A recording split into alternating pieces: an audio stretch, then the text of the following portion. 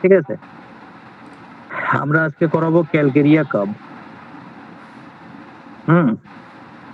তো তার আগে আমি জিজ্ঞাসা করব সবাইকে, আপনারা বলুন ন্যাট্রামিওর সিপিয়া, নাক্স ভূমিকা অ্যান্ড সালফার, এই 4টা টপিকের উপরে অ্যালেন স্কিনরটা যে দেখানো হয়েছিল বন্ধুরা, বলুন এই 4টা নোট আপনাদের কেমন লেগেছে এবং এই 4টা নোটের বিষয়গুলো আপনাদের কাছে কতটা বোধগম্য হয়েছে এবং এটা আপনাদের কতটা ক্লিয়ার মনে হয়েছে বলুন। হ্যালো, শুনতে পাচ্ছেন আপনারা সবাই? জি স্যার, শোনা যাচ্ছে স্যার। হ্যালো, জি স্যার, শোনা যাচ্ছে স্যার। হ্যাঁ, আমি প্রশ্ন করলাম যে এর আগে ন্যাট্রামিউর, সিপিয়া, নাক্স ভূমিকা অ্যান্ড সালফার, এই 4টা মেডিসিন যে করানো হয়েছিল, আপনাদের দেখানো হয়েছিল অ্যালেনের কিনোট থেকে, এই 4টা মেডিসিন আপনাদের কেমন লেগেছে এবং এবং এই 4টা মেডিসিন আপনারা কতটা ভালো বুঝতে পেরেছেন এবং এই 4টা মেডিসিন প্রয়োগ করা যেতে পারে এরকম উপলব্ধি কি আপনাদের মধ্যে তৈরি হয়েছে? অসাধারণ লেগেছে ক্লাস স্যার, এবং অনেকটাই পরিবর্তন এসছে মনের মধ্যে, সাহস অনেকটা বেড়েছে এবং ছবির মতো মেডিসিন গুলো সামনে ভাসছে এখন, যেটা হয়তো আগে মানে সামনে দিয়ে পেশেন্ট হাঁটলে চিনতে পারতাম না, সেটা স্যার চিনতে পারছে। তার মানে আলহামদুলিল্লাহ অনেকটাই পেয়েছি স্যার। আচ্ছা, আপনি বুঝেছেন, আর বাকিরা কেমন কি বুঝেছে একটু তারা একটু বলুন আমাকে। সালাউদ্দিন, আপনি কতটা উপলব্ধি করতে পেরেছেন এবং বাকিরা? দেখলে পরে মানে মানুষ কেউ যদি কোনো কিছু বলে তখন বুঝতে পারে যে আসলে এই রোগের এই রোগী, এটা এই মেডিসিনটা দিতে হবে। আচ্ছা, তো আপনারা যে প্রয়োগ করতে হবে এই জিনিসটা আপনারা তাহলে উপলব্ধি করতে পেরেছেন, সকলে করতে পেরেছেন। তো আমি এখন আপনাদেরকে একটা কথাই বলবো, অ্যালেন স্কিনটের এই লাইনগুলো নিয়ে আপনারা মেসেঞ্জারে আপনারা একটু খেলা করুন, এটা নিয়ে আপনারা একটু খেলাধুলা করুন। কেন খেলাধুলা করতে বলছি, এর পিছনে প্রধান কারণটা হচ্ছে কি, যেন এইটার প্রত্যেকটা লাইন আপনাদের মনের মধ্যে সুন্দরভাবে গেঁথে যায়, যেন আর না বের হয়। কারণ মনে রাখবেন, যদি আপনি ম্যাট্রিয়া মেডিকার উপরে মাস্টার হতে চান তাহলে আপনাকে এমন একটা বই পড়তে হবে যে বইটার সম্পূর্ণ তথ্য সমস্ত কিছু একেবারে নির্ভুল। যে বইয়ের তথ্যগুলো, যে বই থেকে দেওয়া তথ্যগুলো একেবারে সম্পূর্ণ নির্ভুল এবং যেগুলোর উপরে আপনি চোখ বন্ধ করে 100% ভরসা করতে পারবেন। আমাদের দেশে একটা প্রবাদ প্রচলিত আছে, no risk no gain, no risk no gain, এইটা একটা প্রবাদ প্রচলিত আছে আমাদের এখানে। কিন্তু আমি বলি কি, আমি এর উল্টোটা বলতে পছন্দ করি।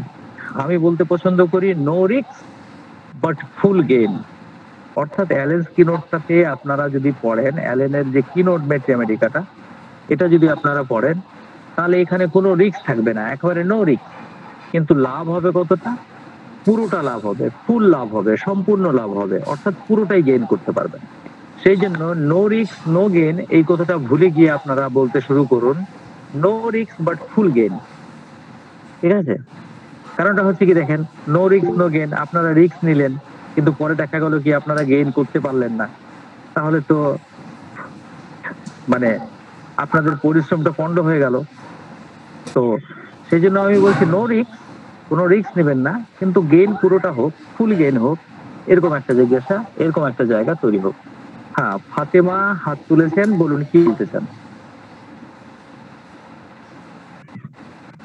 হ্যাঁ, ডক্টর ফাতেমা আপনি হাত তুলেছেন, বলুন কি বলতে চান। আমরা ক্যালকেরিয়া কার্ভের মধ্যে ঢুকবো। কিনোট, এটার বাংলা বই কি পাওয়া বাংলাটা?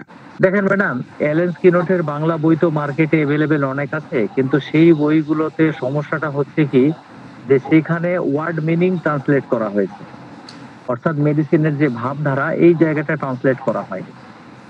ওখানে খালি শব্দের অর্থগুলো, অক্ষরগুলোকে ট্রান্সলেট করা হয়। তো সঠিক অনুবাদ হচ্ছে শব্দের অক্ষর ট্রান্সলেট করা না, তার ভাবধারাটাকে ট্রান্সলেট করা। তার যদি ভাবধারাটা ট্রান্সলেট করা যায় তাহলে বুঝতে হবে যে সেটা একটা সঠিক ট্রান্সলেশন হয়েছে। আর যদি হাফ ধারাটা যদি ট্রান্সলেট না হয় তাহলে বুঝতে হবে যে সেটা সঠিক ট্রান্সলেশন হয়নি। বুঝতে পেরেছেন কথাটা? জি স্যার। হ্যাঁ, তাহলে এখানে ট্রান্সলেশন যেটা করতে হবে, যেটা অথারকে যেটা ট্রান্সলেট করতে হবে সেটা হচ্ছে কি তার ভাব অর্থটা ট্রান্সলেট করতে হবে, তার থিম, সে কি বোঝাতে চাইছে এই মেডিসিনটার মাধ্যমে সেই জিনিসটাকে ট্রান্সলেট করতে হবে। আর শুধু শুধু আমি মনে করুন তার ওয়ার্ড মিনিংটাকে ট্রান্সলেট করে দিলাম, তাহলে তো মনে করুন সঠিক জিনিসটা পাবেন না আপনারা। তাহলে চলুন আজকে আমরা শুরু করি একটা নতুন medicine, calcarea cup. Calcarea cup আমি আজকে পড়াবো, আজকেই শেষ করব, ঠিক আছে? এবং আমি চেষ্টা করব যেটা আপনাদের মনে একেবারে জলজল করে ছবির মতো কতটা রিপ্রেজেন্ট করা যায়। তাহলে আপনারা কি আমার স্ক্রিন দেখতে পাচ্ছেন? জি স্যার। হ্যালো, জি স্যার, এখন দেখা যাচ্ছে স্যার। দেখতে পাচ্ছি, স্যার। জি স্যার। দেখা যাচ্ছে। তাহলে আমরা শুরু করব ক্যালকেরিয়া কাপ বা ক্যালকেরিয়া অস্ট্রেরিয়াম। ক্যালকেরিয়া অস্ট্রেরিয়াম এই মেডিসিনটা অ্যালেন্সের কি নোটে আপনারা ক্যালকেরিয়া অস্ট পাবেন, কিন্তু পুরো নাম হচ্ছে ক্যালকেরিয়া কার্প, ক্যালকেরিয়া অস্ট দুটাই বলা যেতে পারে। তাহলে ক্যালকেরিয়া কার্প আমাদেরকে প্রয়োগ করতে গেলে আমাদেরকে করতে হবে কি, তার আগে একটা এক্সিস সেট করতে হবে। এখানে আমি এখানে একটা এক্সিস সেট করেছি বিভিন্ন জায়গা থেকে সংগ্রহ করে, বিভিন্ন জায়গা থেকে বিভিন্ন বই পুস্তক স্টাডি করে আমি একটা এক্সিস সেট করেছি। এই এক্সিসের উপর বেস করে আমাদেরকে ক্যালকেরিয়া কার্পটা প্রয়োগ করতে হবে। তাহলে এর এক্সিসটা হচ্ছে ক্যালকেরিয়া কার্প হচ্ছে ডাল, ক্যালকেরিয়া কার্প চিলি এবং ক্যালকেরিয়া পেশেন্ট হচ্ছে ফার্স্ট, মায়াজম হচ্ছে সাইকোসিস মায়াজম। তাহলে এর পিপাসা কিরকম? ক্যালকেরিয়া কার্পের রোগীর পিপাসা কিন্তু অনেক বেশি থাকে। এর থার্স্ট হচ্ছে ফার্স্ট গ্রেড, ফার্স্টি। এই লক্ষণটা যদি রেপার্টরিতে খোঁজেন তাহলে দেখবেন এর থার্স্ট হচ্ছে ফার্স্ট গ্রেড যে মেডিসিন গুলো আছে সেই তার মধ্যে পাবেন। তাহলে এটা হচ্ছে thirsty, first grade thirsty. Thermal reaction হচ্ছে চিলি, শীত কাতুরে, এবং শীত কাতরতা এটাও কি, এটাও ফার্স্ট গ্রেড। এবং এই মেডিসিনটা মূলত শরীরের ডান পাশে ক্রিয়া করে, শরীরের উভয় পাশে ক্রিয়া করতে পারে, শরীরের যে কোনো পাশেই ক্রিয়া করতে পারে, কিন্তু মূলত মেনলি এর যে ক্রাইটেরিয়া, এর যে ক্যারেক্টার, এটা হচ্ছে রাইট সাইডেড ক্যারেক্টার। এটা লেফট সাইডেও করতে পারে, ঠিক আছে, এটা যে কোনো পাশেই করতে পারে, কিন্তু মেনলি এটা হচ্ছে রাইট সাইডেড রেমেডি। তাহলে আপনারা মনে রাখবেন calcarea cup is dull, Calcarea carb is chili, and Calcarea carb is thirsty. ডাল, চিলি, থার্স্টি, ঠিক আছে? তাহলে ক্যালকেরিয়া কার্ব হচ্ছে ডাল, চিলি, থার্স্টি, মায়াজম হচ্ছে সাইকোসিস, এবং এটা রাইট সাইডেড রেমেডি। আপনারা কি কেউ স্পিকার অন করে রেখেছেন? শব্দ পাচ্ছি। হ্যালো হ্যালো, আপনারা কি কেউ স্পিকার অন করে রেখেছেন? মোহাম্মদ আলী, হ্যাঁ, স্পিকারটা অফ করবেন প্লিজ। তাহলে ক্যালকেরিয়া কার্ব মেডিসিনটা, তাহলে আমি ইন্ট্রোডাকশনটা বললাম যে এটা হবে ক্যালকেরিয়া কার্বের পেশেন্ট ভেরি অ্যাক্টিভ হবে না, এ হবে কি ডাল হবে, এ হবে শীতকাতর, এবং এর পিপাসা থাকবে অধিক, মায়াজম সাইকোসিস, এবং এটা ডান পাশে ক্রিয়া করে। এবং ক্যালকেরিয়া কার্ব অল্প যে কোটা লাইনের উপরে দাঁড় করানো যেতে পারে ক্যালকেরিয়া কার্বকে, সেই কোটা লাইন আমি এখানে টুকেছি। দেখুন ক্যালকেরিয়া কার্বের পেশেন্ট হচ্ছে থিম এর হচ্ছে কি মাইল্ড, ক্যালকেরিয়া কার্বের পেশেন্ট হচ্ছে নম্র প্রকৃতির, মাইল্ড, টিমিড মানে হচ্ছে কি একটু লাজুক প্রকৃতির, ডিজায়ার টাচ অ্যান্ড কোম্পানি, ঠিক আছে? এবং এ সব সময় কি সঙ্গ চায়, প্রোটেকশন চায়। কিরকম?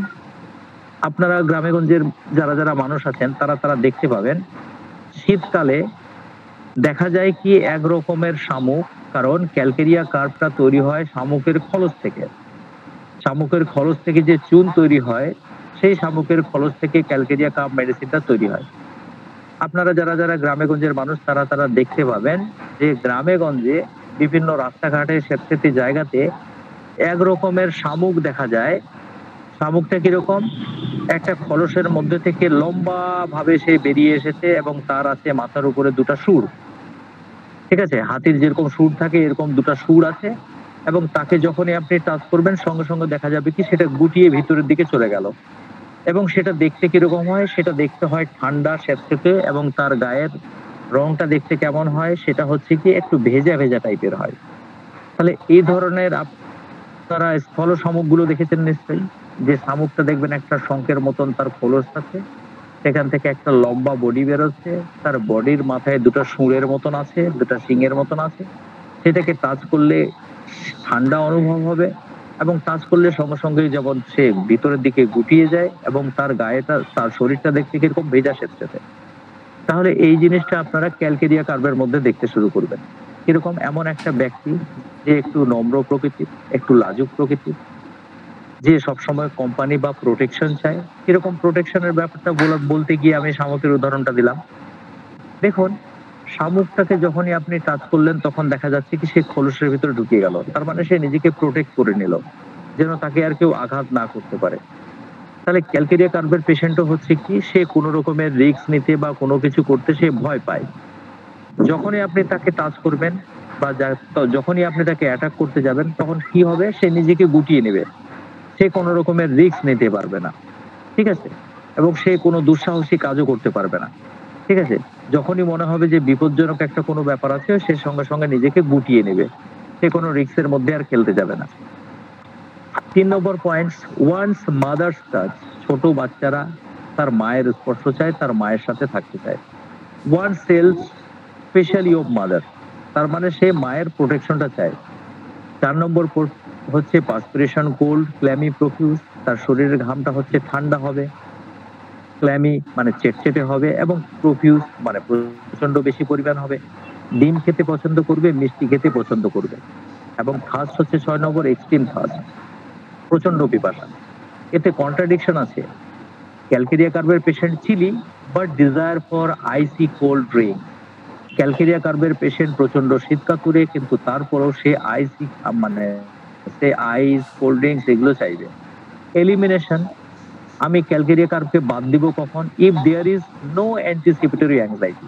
অ্যান্টিসিপেটরি অ্যাংজাইটি কথাটার অর্থ বোঝাচ্ছে যখন একটা মানুষ কোনো একটা ঘটনা, কোনো একটা জায়গা, সেটাতে যখন সে ফেস করতে যাচ্ছে, তার আগে সে ইতস্তত বোধ করছে, সে ভয় পাচ্ছে। সে ডাক্তারখানা যাচ্ছে, তার আগে ও ভয় ফিল করছে, সে ইতস্তত বোধ করছে। তাহলে এই যে কোনো জায়গাকে ফেস করতে যাওয়ার আগে যে ইতস্তত বোধ করা, that's call anticipatory anxiety. And if there is no slowness, যদি পেশেন্টের মধ্যে এই অ্যান্টিসিপেটরি অ্যাংজাইটি এবং যদি স্লোনেস মানে সে প্রচন্ড ধীর স্থির অলস প্রকৃতির, এই বিষয় দুটো যদি না থাকে, তাহলে ক্যালকেরিয়া কার্ভ কখনো প্রয়োগ করা যায় না। তাহলে ক্যালকেরিয়া কার্ভ আমরা প্রেসক্রিপশন কিরকম ভাবে করতে পারি? এরকম একটা মানুষ বসে আছে আপনার চেম্বারে, আপনি দেখতে পেলেন তার শরীরে ঠান্ডা ঘাম, শরীরটা দেখতে ভেজা চেপচেপে মনে হচ্ছে, প্রচুর ঘাম। সে ডিম খেতে পছন্দ করে, সে মিষ্টি খেতে পছন্দ করে, তার পিপাসাটা প্রচন্ড বেশি, এবং সে একটু নম্র লাজুক প্রকৃতির। তাহলে এই জায়গাটাই যথেষ্ট ক্যালকেরিয়া কার্ভ প্রয়োগ করার জন্য। ঠিক আছে? তাহলে এই জায়গাটা হচ্ছে ক্যালকেরিয়া কার্ভ প্রয়োগ করার জন্য একদম যথেষ্ট জায়গা। পেশেন্টটা শীত কাতুরে, অথচ সে কোল্ড ড্রিঙ্কস, আইসক্রিম ইত্যাদি এই জাতীয় খাবারগুলো সে খেতে চাইবে। তাহলে ক্যালকেরিয়া কার্ভ সম্পর্কে বেসিক যে ফান্ডামেন্টাল যে ধারণাটা দিলাম, এটা কি আপনাদের সকলের কাছে ক্লিয়ার হয়েছে, না এখানে আমি আরো কিছু কথা বলবো? Yes sir, clear. স্যার আর একটু বললে হ্যাঁ, আতিকুল, হয় স্যার। কোন পয়েন্টটা বলবো বলুন? স্যার আসলে সরি সে স্যার, আমি একটু লেটলি জয়েন করছি, এই কারণে আমি বললাম স্যার। আচ্ছা, আপনি ছাড়া আর অন্য কেউ, আর আরো অন্য কারো মানে বিষয়টা বুঝতে কোনো অসুবিধা হলো? স্যার তাহলে আমি একটু লিটল আসছি স্যার। হ্যাঁ বলুন বলুন। স্যার আপনি আমি একটু একটু লেট করে আসছি, তার জন্য একটু জায়গা আচ্ছা। প্রথম থেকে রিপিট করে একটু বলেন স্যার। হ্যাঁ হ্যাঁ হ্যাঁ, সংক্ষেপে স্যার, তাহলে সংক্ষেপে আমি স্যার। বললাম কি, হ্যাঁ, ক্যালকেরিয়া কার্ভের পেশেন্টটা কিরকম হবে? ক্যালকেরিয়া কার্ভের পেশেন্ট অ্যাক্টিভ হবে না। অ্যাক্টিভ, ACTIV, অ্যাক্টিভ কি হবে? না, হবে না। ক্যালকেরিয়া কার্ভের পেশেন্ট হবে ডাল, ডাল টাইপের পেশেন্ট হবে, একটু সে একটু চিলি টাইপের পেশেন্ট হবে, এবং তার মধ্যে পিপাসা বেশি থাকবে, DCT। তাহলে কিরকম হবে? সে হবে ডাল, সে হবে শীতকাতুরে, এবং তার মধ্যে পিপাসা বেশি থাকবে। ক্যালকেরিয়া কার্ভের রোগ সাধারণত ডান পার্শ্বে বেশি আক্রমণ করে, ক্যালকেরিয়া কার্বের রোগী হবে একটু নম্র শান্ত প্রকৃতির, সে কোম্পানি চাইবে, বিশেষত সে কি চাইবে, তার মায়ের কোম্পানি চাইবে। ছোট বাচ্চারা সে টাচ চাইবে এবং সে প্রোটেকশন চাইবে, সে কোনো রকমের রিস্ক নিতে সে ভয় পাবে। ঠিক আছে, একটা শামুক যখন তার খোলস ছেড়ে বেরিয়ে যখন রাস্তায় দেখবেন চলাচল করছে, তার মাথায় দুটো সুর, দেখতে কিরকম হবে, সে খুব ধীরে ধীরে ধীরে ধীরে চলছে। ঠিক সেরকমই ক্যালকেরিয়া কার্বের পেশেন্ট হচ্ছে ভেরি স্লো ইন অ্যাকশন, সে খুব প্রচন্ড ধীর স্থির প্রকৃতির হবে। ঠিক আছে, এবং সেই শামুকটা দেখতে কিরকম ভেজা স্যাঁতস্যাঁতে, তার গায়ে যদি আপনি হাত দেন তাহলে আপনি ভিজা অনুভব করবেন, ঠান্ডা অনুভব করবেন এবং দেখবেন সঙ্গে সঙ্গে সে নিজেকে গুটিয়ে নিল। ঠিক ক্যালকেরিয়া কার্বের ক্ষেত্রেও ঠিক একই রকম ব্যাপারটা হবে। কিরকম হবে, সে হবে, তার শরীর বডি সারফেসটা হবে ঠান্ডা। ঠিক আছে, তার ঘাম হবে প্রচুর এবং ঘামটা হবে চ্যাটচ্যাটে, এবং কি সে কোনো রকমের রিস্ক নিতে পারবে না। যখন কোনো জায়গাতে সে বুঝবে যে এখানে ডেঞ্জার আছে বা এখানে বিপজ্জনক কিছু ব্যাপার আছে, সে সঙ্গে সঙ্গে করবে কি, সেই জায়গা থেকে সে নিজেকে গুটিয়ে নেবে, সে নিজের খলসের ভিতরে ঢুকিয়ে যাবে। ঠিক আছে, এবং খাদ্য খাবারের মধ্যে ডিমটা এবং তার মিষ্টি খাবারটা পছন্দ হবে, পিপাসাটা বেশি। এবং ক্যালকেরিয়া কার্বের একটা কন্ট্রাডিকশন ব্যাপার আছে কি, ক্যালকেরিয়া কার্বের পেশেন্ট ইজ ভেরি চিলি, কিন্তু তারপরেও সে কোল্ড ড্রিঙ্কস, আইসক্রিম ইত্যাদি খাবারগুলো পছন্দ করবে। এবার আমি আপনাদের সামনে একটা পিকচার দাঁড় করাচ্ছি। দেখুন, একটা পেশেন্ট, তার মধ্যে 5টা এফ আছে, F F F F F. First F হচ্ছে ফেয়ার, ফ্যাটি, ফ্ল্যাবি, ফিবিল, ফ্ল্যাচুলেন্স। তাহলে 5টা এফ বললাম আমি, ফেয়ার, ফ্যাটি, ফ্ল্যাবি, ফিবিল, ফ্ল্যাচুলেন্স। ফেয়ার মানে ফর্সা, ফ্ল্যাবি মানে কি মোটা সোটা নাদুস নুদুস, ফ্ল্যাবি ফেয়ার, ফ্যাটি মানে তো ওটা, ফ্ল্যাবি মানেও তাই দাঁড়ালো, ফিবিল তার মানে সে অলস, ফ্ল্যাচুলেন্স মানে গ্যাসের সমস্যা। যখন আপনারা দেখতে পাচ্ছেন গায়ের রং ফর্সা মোটা সোটা একটা মানুষ টেবিলে, বলবেন তাকে, পেশেন্টটাকে, যে আপনারা টেবিলে হাতটা রাখুন, আপনি হাতের ডরসাম অ্যাসপেক্ট দিয়ে আপনি পেশেন্টের হাতের তালু, হাতটাকে স্পর্শ করবেন, হাতটাকে উল্টো করতে বলবেন, দেখবেন যে হ্যাঁ তার শরীরটা, হাতটা একটু ঠান্ডা ঠান্ডা প্রকৃতির, গায়ের রং ফর্সা মোটা সোটা। এবার জানতে চান কি খেতে পছন্দ করেন, মিষ্টি খাবার পছন্দ করেন, টক ঝাল মিষ্টির মধ্যে কি কোনটা পছন্দ করেন? পেশেন্ট হয়তো বলে ফেললো মিষ্টি খেতে পছন্দ করি। মাছ মাংস ডিম কি খেতে পছন্দ করেন? হয়তো বললো মাংস খেতে পছন্দ করি। ডিমটা খেতে কেমন পছন্দ করেন? হ্যাঁ, ডিমটাও বেশ ভালো পছন্দ করি। তাহলে আপনি দেখুন এখানে মিষ্টি খাবার পছন্দ, ডিম খাবার পছন্দ, আপনি দেখতে পাচ্ছেন গায়ের রং ফর্সা মোটা সোটা নাদুস নুদুস, তাকে টাচ করে আপনি বুঝতে পারলেন সে শরীর বডি সারফেসটা হচ্ছে ঠান্ডা। এবার দেখতে পেলেন সে শীত কাতুরে এবং তার মধ্যে পিপাসা বেশি আছে। তাহলে এখানে ক্যালকেরিয়া কার্ভ দিতে আপনাকে আর কোন জিনিসটা বাধা হতে পারে? বুঝতে পেরেছেন কথাটা? এবং জি স্যার, বুঝতে পেরেছি, ক্লিয়ার স্যার। হ্যাঁ, ক্লিয়ার। তাহলে আপনি এখন ক্যালকেরিয়া কার্ভ তাহলে দিবেন না কখন? আপনি যখন দেখতে পাচ্ছেন অ্যান্টিসিপেটরি অ্যাংজাইটি। অ্যান্টিসিপেটরি অ্যাংজাইটি মানে কি? অ্যান্টিসিপেশনে অ্যাংজাইটি। অ্যান্টিসিপেশন মানে কি?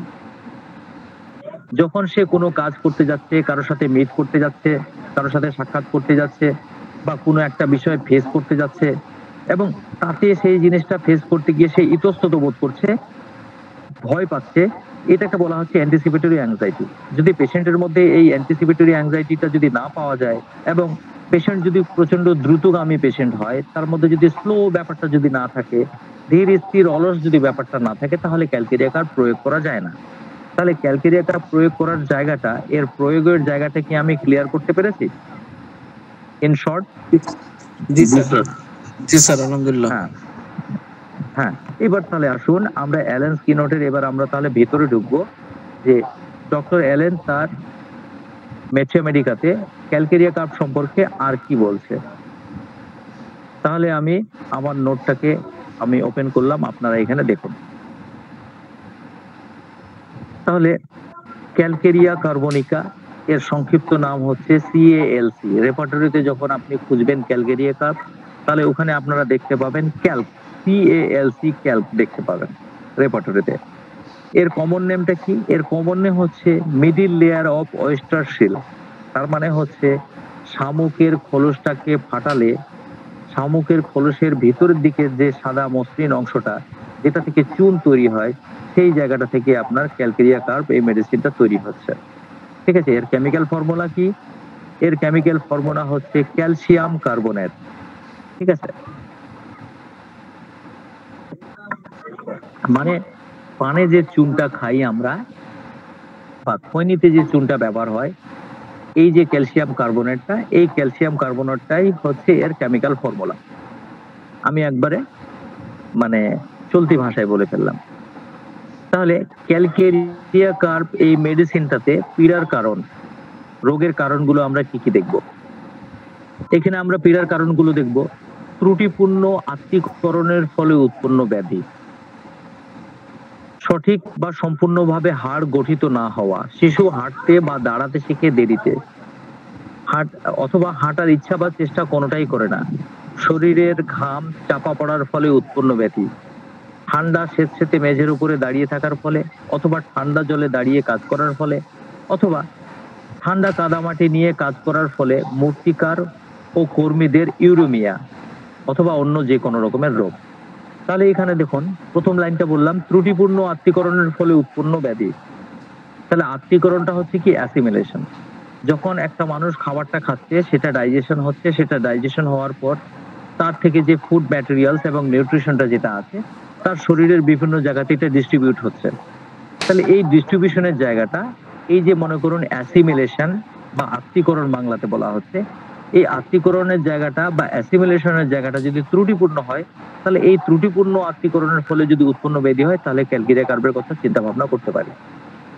সঠিক বা সম্পূর্ণভাবে হাড় না গঠিত হওয়া, ছোট বাচ্চাদের শরীরে, পায়ে, হাতে দেখবেন হাড়টা ঠিকঠাক ভাবে গঠন হচ্ছে না, সেটা নরম হয়ে থেকে যাচ্ছে। তাহলে সঠিক বা সম্পূর্ণভাবে হাড় গঠিত না হলে আমরা ক্যালকেরিয়া কার্বের কথা ভাবতে পারি। শিশু হাঁটতে বা দাঁড়াতে শিখে দেরিতে, ছোট বাচ্চা দাঁড়াতে এবং হাঁটতে শিখছে দেরিতে, অথবা হাঁটার ইচ্ছা বা চেষ্টা কোনোটাই করছে না, তাহলে আমরা এই ক্ষেত্রে ক্যালকেরিয়া কার্বের কথা চিন্তা ভাবনা করতে পারি।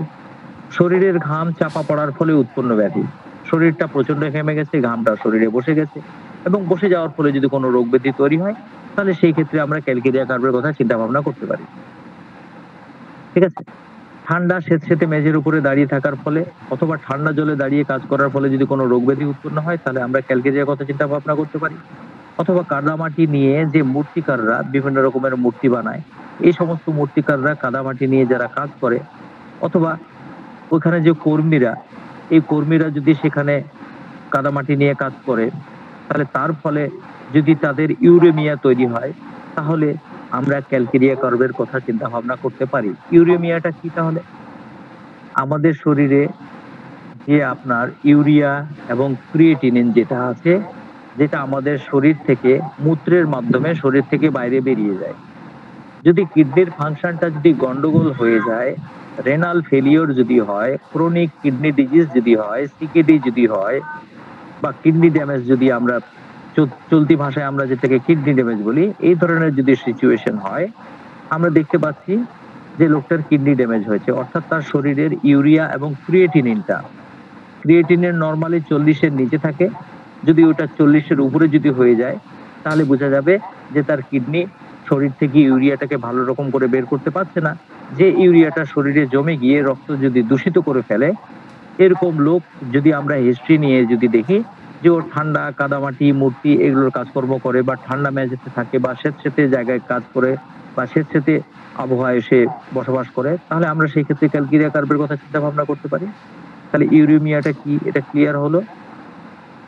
তাহলে ইউরেমিয়া এই জিনিসটাকে জানতে গেলে ফিজিওলজি এবং প্যাথোলজি জানার দরকার আছে, এটা আপনারা বুঝতে পারলেন আশা করি। মোডালিটি, ক্যালকেরিয়া কার্বের মোডালিটি কি? মোডালিটিটাকে আমি সবার উপরেই রেখেছি কেন? কারণ মেডিসিন সিলেকশনের ক্ষেত্রে modality is very important point. Modality দেখুন, এর বৃদ্ধিটা কি? ঠান্ডা হাওয়ায় রোগ বৃদ্ধি, আর্দ্র আবহাওয়ায় রোগ বৃদ্ধি, ঠান্ডা জল বৃদ্ধি ঘটায়, স্নান করলে বৃদ্ধি, সকালবেলা বৃদ্ধি, পূর্ণিমায় বৃদ্ধি। তার মানে এখানে আমরা দেখতে পাচ্ছি ঠান্ডা হাওয়া লেগে রোগ বৃদ্ধি ঘটছে ক্যালকেরিয়া কার্বের ক্ষেত্রে। আর্দ্র মানে ওয়েট ওয়েদারে তাহলে এখানে কষ্টগুলো বাড়ছে বা সমস্যা বাড়ছে। ঠান্ডা জল বৃদ্ধি ঘটাচ্ছে, ঠান্ডা জলের ফলে, ঠান্ডা জল পান করার ফলে বা ঠান্ডা জলে স্নান করলে রোগগুলো বৃদ্ধি হচ্ছে। স্নান করলে বৃদ্ধি, ঠান্ডা জলে স্নান করলে বৃদ্ধি, ব্রেকেটে দেখুন অ্যান্টিক্রুড লেখা আছে, তাহলে ঠান্ডা জলে স্নান করার পরে যদি কোনো রোগ ব্যাধি হয় তাহলে সেই ক্ষেত্রে ক্যালকেরিয়া কার্ব অ্যান্ড অ্যান্টিক্রুড উভয় মেডিসিনটা আমরা চিন্তা ভাবনা করতে পারি। সকালবেলা বৃদ্ধি, পূর্ণিমায় বৃদ্ধি, যখন পূর্ণচন্দ্রিমা, যখন ফুল মুন, এরকম সিচুয়েশনে ক্যালকেরিয়া কার্বের সিমটম গুলো বৃদ্ধি পায়। উপশমটা কি? শুষ্ক আবহাওয়ায় উপশম, ড্রাই ওয়েদারে উপশম, এবং বেদনাপূর্ণ পার্শ্বে শুয়ে থাকলে উপশম। তাহলে পেনফুল সাইডে যদি শুয়ে থাকে তাহলে সেই ক্ষেত্রে রিলিফ হচ্ছে, এবং ড্রাই ওয়েদারে কি রিলিফ হচ্ছে। তাহলে বেদনাপূর্ণ পাশে শুয়ে থাকলে আরো দুটো মেডিসিন আছে, কি? Bryonia and pulsatilla. এবং এখানে আমরা দেখতে পেলাম আরেকটা মেডিসিন ক্যালকেরিয়া, ব্রায়োনিয়া, পালসেটিলা। তাহলে ameliorated by lying on painful side, তাহলে এটা রেপার্টরিতে আপনারা কোথায় পাবেন? রেপার্টরি চ্যাপ্টার জেনারেলে যাবেন, রুব্রিক দেখবেন লাইং, সাব রুব্রিক দেখবেন সাইড অন, তার সাব রুব্রিক দেখবেন পেইনফুল সাইড। এবার পেইনফুল সাইডটাকে ক্লিক করলে আপনারা দেখতে পাবেন পেইনফুল সাইডে অ্যাগ্রাভেশন, অ্যামেলোরেশন। তাহলে আপনারা বুঝতে পেরেছেন আশা করি। চলুন এবার আসা যাক কনস্টিটিউশন অ্যান্ড অ্যাপিয়ারেন্স। তাহলে ক্যালকেরিয়া কার্বের কনস্টিটিউশন এবং অ্যাপিয়ারেন্স, যদিও আমার মনে হয় ক্যালকেরিয়া কার্বটা এই কনস্টিটিউশন এবং অ্যাপিয়ারেন্স দিয়ে শুরু করা উচিত ছিল, কিন্তু আমি আগে মনে করি যে রোগের কারণ এবং তার হ্রাস বৃদ্ধিটা এই দুটোকে সবার উপরে রাখা উচিত। তাহলে কনস্টিটিউশন এবং অ্যাপিয়ারেন্সে আমরা দেখতে পাচ্ছি লিউকোফ্ল্যাগমেটিক কনস্টিটিউশন। তাহলে লিউকোফ্ল্যাগমেটিক কথাটার অর্থটা কি? শরীরে অধিক মাত্রায় রস জমা হওয়ার প্রবণতা, তৎসহ স্ফীত ও সাদা চর্ম। ঠিক আছে, তাহলে লিউকোফ্ল্যাগমেটিক কনস্টিটিউশন আমরা কি করে বুঝবো? যখন আমরা দেখব তার চামড়াটা হচ্ছে একটু ফোলা, সাদা, এবং শরীরে বেশি বেশি করে রস জমা হওয়ার টেন্ডেন্সি আছে, তাহলে আমরা বুঝবো লিউকোফ্ল্যাগমেটিক। এবং মোটাসোটা মানুষ, তাহলে আমরা যখন দেখবো মোটাসোটা মানুষ, শরীরে রস জমা হওয়ার প্রবণতা, চামড়াটা সাদা এবং একটু ফোলা ফোলা, তাহলে বুঝবো লিউকোফ্ল্যাগমেটিক। তাহলে ক্যালকেরিয়া কার্বের কনস্টিটিউশনটা হচ্ছে লিউকোফ্ল্যাগমেটিক, ধাতুগ্রস্ত, সুন্দর চুল, গৌরচর্ম, উজ্জ্বল বর্ণ, নীল নীল চক্ষু বিশিষ্ট ব্যক্তিগণ এবং মোটা হওয়ার প্রবণতাযুক্ত যুবকদের পক্ষে উপযোগী। ঠিক আছে, তাহলে আপনারা বুঝতে পারছেন। তাহলে লিউকোফ্ল্যাগমেটিক কনস্টিটিউশন, তাহলে লিউকোফ্ল্যাগমেটিক ধাতুগ্রস্ত, ব্র্যাকেটে লিখে দিয়েছি হোয়াট ইজ লিউকোফ্ল্যাগমেটিক। তাহলে লিউকোফ্ল্যাগমেটিক ধাতুগ্রস্ত, তার সুন্দর চুল, গৌরচর্ম মানে ফর্সা চর্ম, উজ্জ্বল বর্ণ এবং নীল নীল চক্ষু বিশিষ্ট ব্যক্তিগণ এবং যাদের মোটা হওয়ার প্রবণতাযুক্ত যুবকদের পক্ষে উপযোগী। তাহলে যে সমস্ত মানুষগুলো দেখতে খুব সুন্দর, তার চুলগুলো খুব নরম, মসৃণ, সুন্দর, শরীরের চামড়াটা ফর্সা, উজ্জ্বল, চোখ দুটো নীল নীল এবং মোটা হওয়ার টেন্ডেন্সি আছে, বিশেষ করে যুবক মানুষ, এই দেখছিলাম যে রোগা পাতলা ছিল, দেখছি এখন ধীরে ধীরে ধীরে ধীরে মোটা হতে শুরু করেছে। অর্থাৎ যে সমস্ত মানুষেরা দেখতে খুব সুন্দর হবে এবং মোটা হওয়ার টেন্ডেন্সি থাকবে বা মোটা হতে শুরু করেছে এরকম ব্যাপার থাকবে, তাহলে ক্যালকেরিয়া কার্ব তাদের ক্ষেত্রে উপযোগী। এবং শুধুমাত্র এটার উপরে উপযোগী বললে চলবে না, তাহলে আমাদেরকে এখানে করতে হবে কি, ক্যালকেরিয়া কার্বের কন্ডিশনটার সাথে মিলাতে হবে। আমরা দেখতে পাচ্ছি একটা মানুষ মোটা হওয়ার টেন্ডেন্সি, এবং তার সাথে আমরা দেখতে পাচ্ছি সে ডাল, চিলি এবং থাসলেস। ঠিক আছে, এবং আমরা তার সাথে দেখতে পাচ্ছি কি, patient desire touch company protection, perspiration, তার শরীরে ঘামটা ঠান্ডা, চ্যাটচেটে এবং প্রচুর পরিমাণে, ডিম খেতে পছন্দ করে, মিষ্টি খেতে পছন্দ করে। তাহলে আমরা করব কি, এই কনস্টিটিউশনের সাথে এই প্রথম পেজে যে আমি মেডিসিনের যে আপনার এক্সিস এবং ফ্লো চার্ট যেগুলো দিলাম, তাহলে ওইটা দিয়ে আমরা করব কি, একটা মেডিসিনকে সবসময় যাচাই ছাটাই আমরা এগুলো করব। ঠিক আছে, কারণ মোটা হওয়ার প্রবণতা তো শুধু ক্যালকেরিয়া কার্বে নেই, এই মোটা হওয়ার টেন্ডেন্সি তো বহুত মেডিসিনে আছে। তাহলে আমরা ক্যালকেরিয়া বুঝবো কি করে? আমরা ওই চার্টটার সাথে আমরা মিলিয়ে দেখবো যে আমার এই মোটা হওয়ার টেন্ডেন্সি যুক্ত মানুষটার সাথে আমার এই কন্ডিশন চার্টটা এটা ম্যাচ করছে কিনা। যদি ওটা ম্যাচ করে তাহলে দ্যাট ইজ ক্যালকেরিয়া কার্ব। তাহলে এবার দেখুন, সোরা ধাতু বিশিষ্ট ব্যক্তিগণ, ফ্যাকাশে দুর্বল, নম্র প্রকৃতির এবং হাঁটার সময় সহজেই ক্লান্ত হয়ে পড়ে, বেশি দূর হাঁটতেই পারছে না, একটু হাঁটলো মোটাসোটা মানুষ একদম ক্লান্ত হয়ে গেল। এবং আমরা দেখতে পাচ্ছি চিলি এবং ফাস্টি, ডিম খেতে পছন্দ করে, মিষ্টি খেতে পছন্দ করে, শরীরে প্রচুর ঠান্ডা ঘাম, চ্যাটচেটে প্রকৃতির, শরীরটা হাত দিয়ে টাচ করে দেখলে দেখবেন ভেজা ভেজা ঠান্ডা প্রকৃতির। তাহলে ক্যালকেরিয়া ওখানে অ্যাপ্লাই করা যেতে পারে। সোরা ধাতু বিশিষ্ট ব্যক্তিগণ ফ্যাকাশে, দুর্বল ও নম্র প্রকৃতির এবং হাঁটার সময় সহজেই ক্লান্ত হয়ে পড়ে। মোটা হওয়ার প্রবণতাযুক্ত, স্থূলকায় এবং ভারী।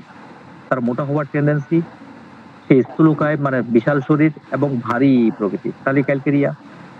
শিশুদের মুখমণ্ডল লাল, শরীরের পেশি সমূহ থলথলে, সহজেই ঘামে এবং সেই ঘামটা হওয়ার পরে কি ওর ঠান্ডা লেগে যায়, সেই ঘাম থেকেই ঠান্ডা লেগে যায়। তাহলে আপনারা দেখতে পাচ্ছেন মুখমণ্ডল লাল, শরীরের পেশি মাংসপেশিগুলো থলথলে, ঘামটা প্রচুর হচ্ছে এবং ঘেমে গেলে ঘাম থেকে তার ঠান্ডা লেগে যায়, that is calcarea cup. That is calcarea cup.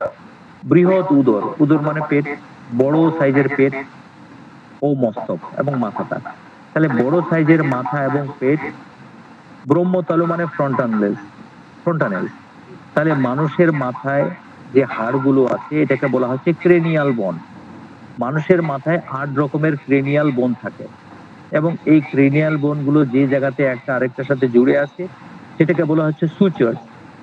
তাহলে মানুষের মাথার সামনের দিকের কপালের হাড় যেটা শেষ হলো এবং মাথার দুই সাইডের দুটো হাড় এক জায়গায় এসে যুক্ত হলো, তাহলে মাথার দু সাইডের দুটো হাড় এবং কপালের হাড়, এই যে জায়গাটাতে যে জায়গাটাতে মিট করলো তিনটা হাড়, সেই জায়গাটাকে বলা হচ্ছে আপনার অ্যান্টেরিয়র ফন্টানেলস অর্থাৎ ব্রহ্মতালু।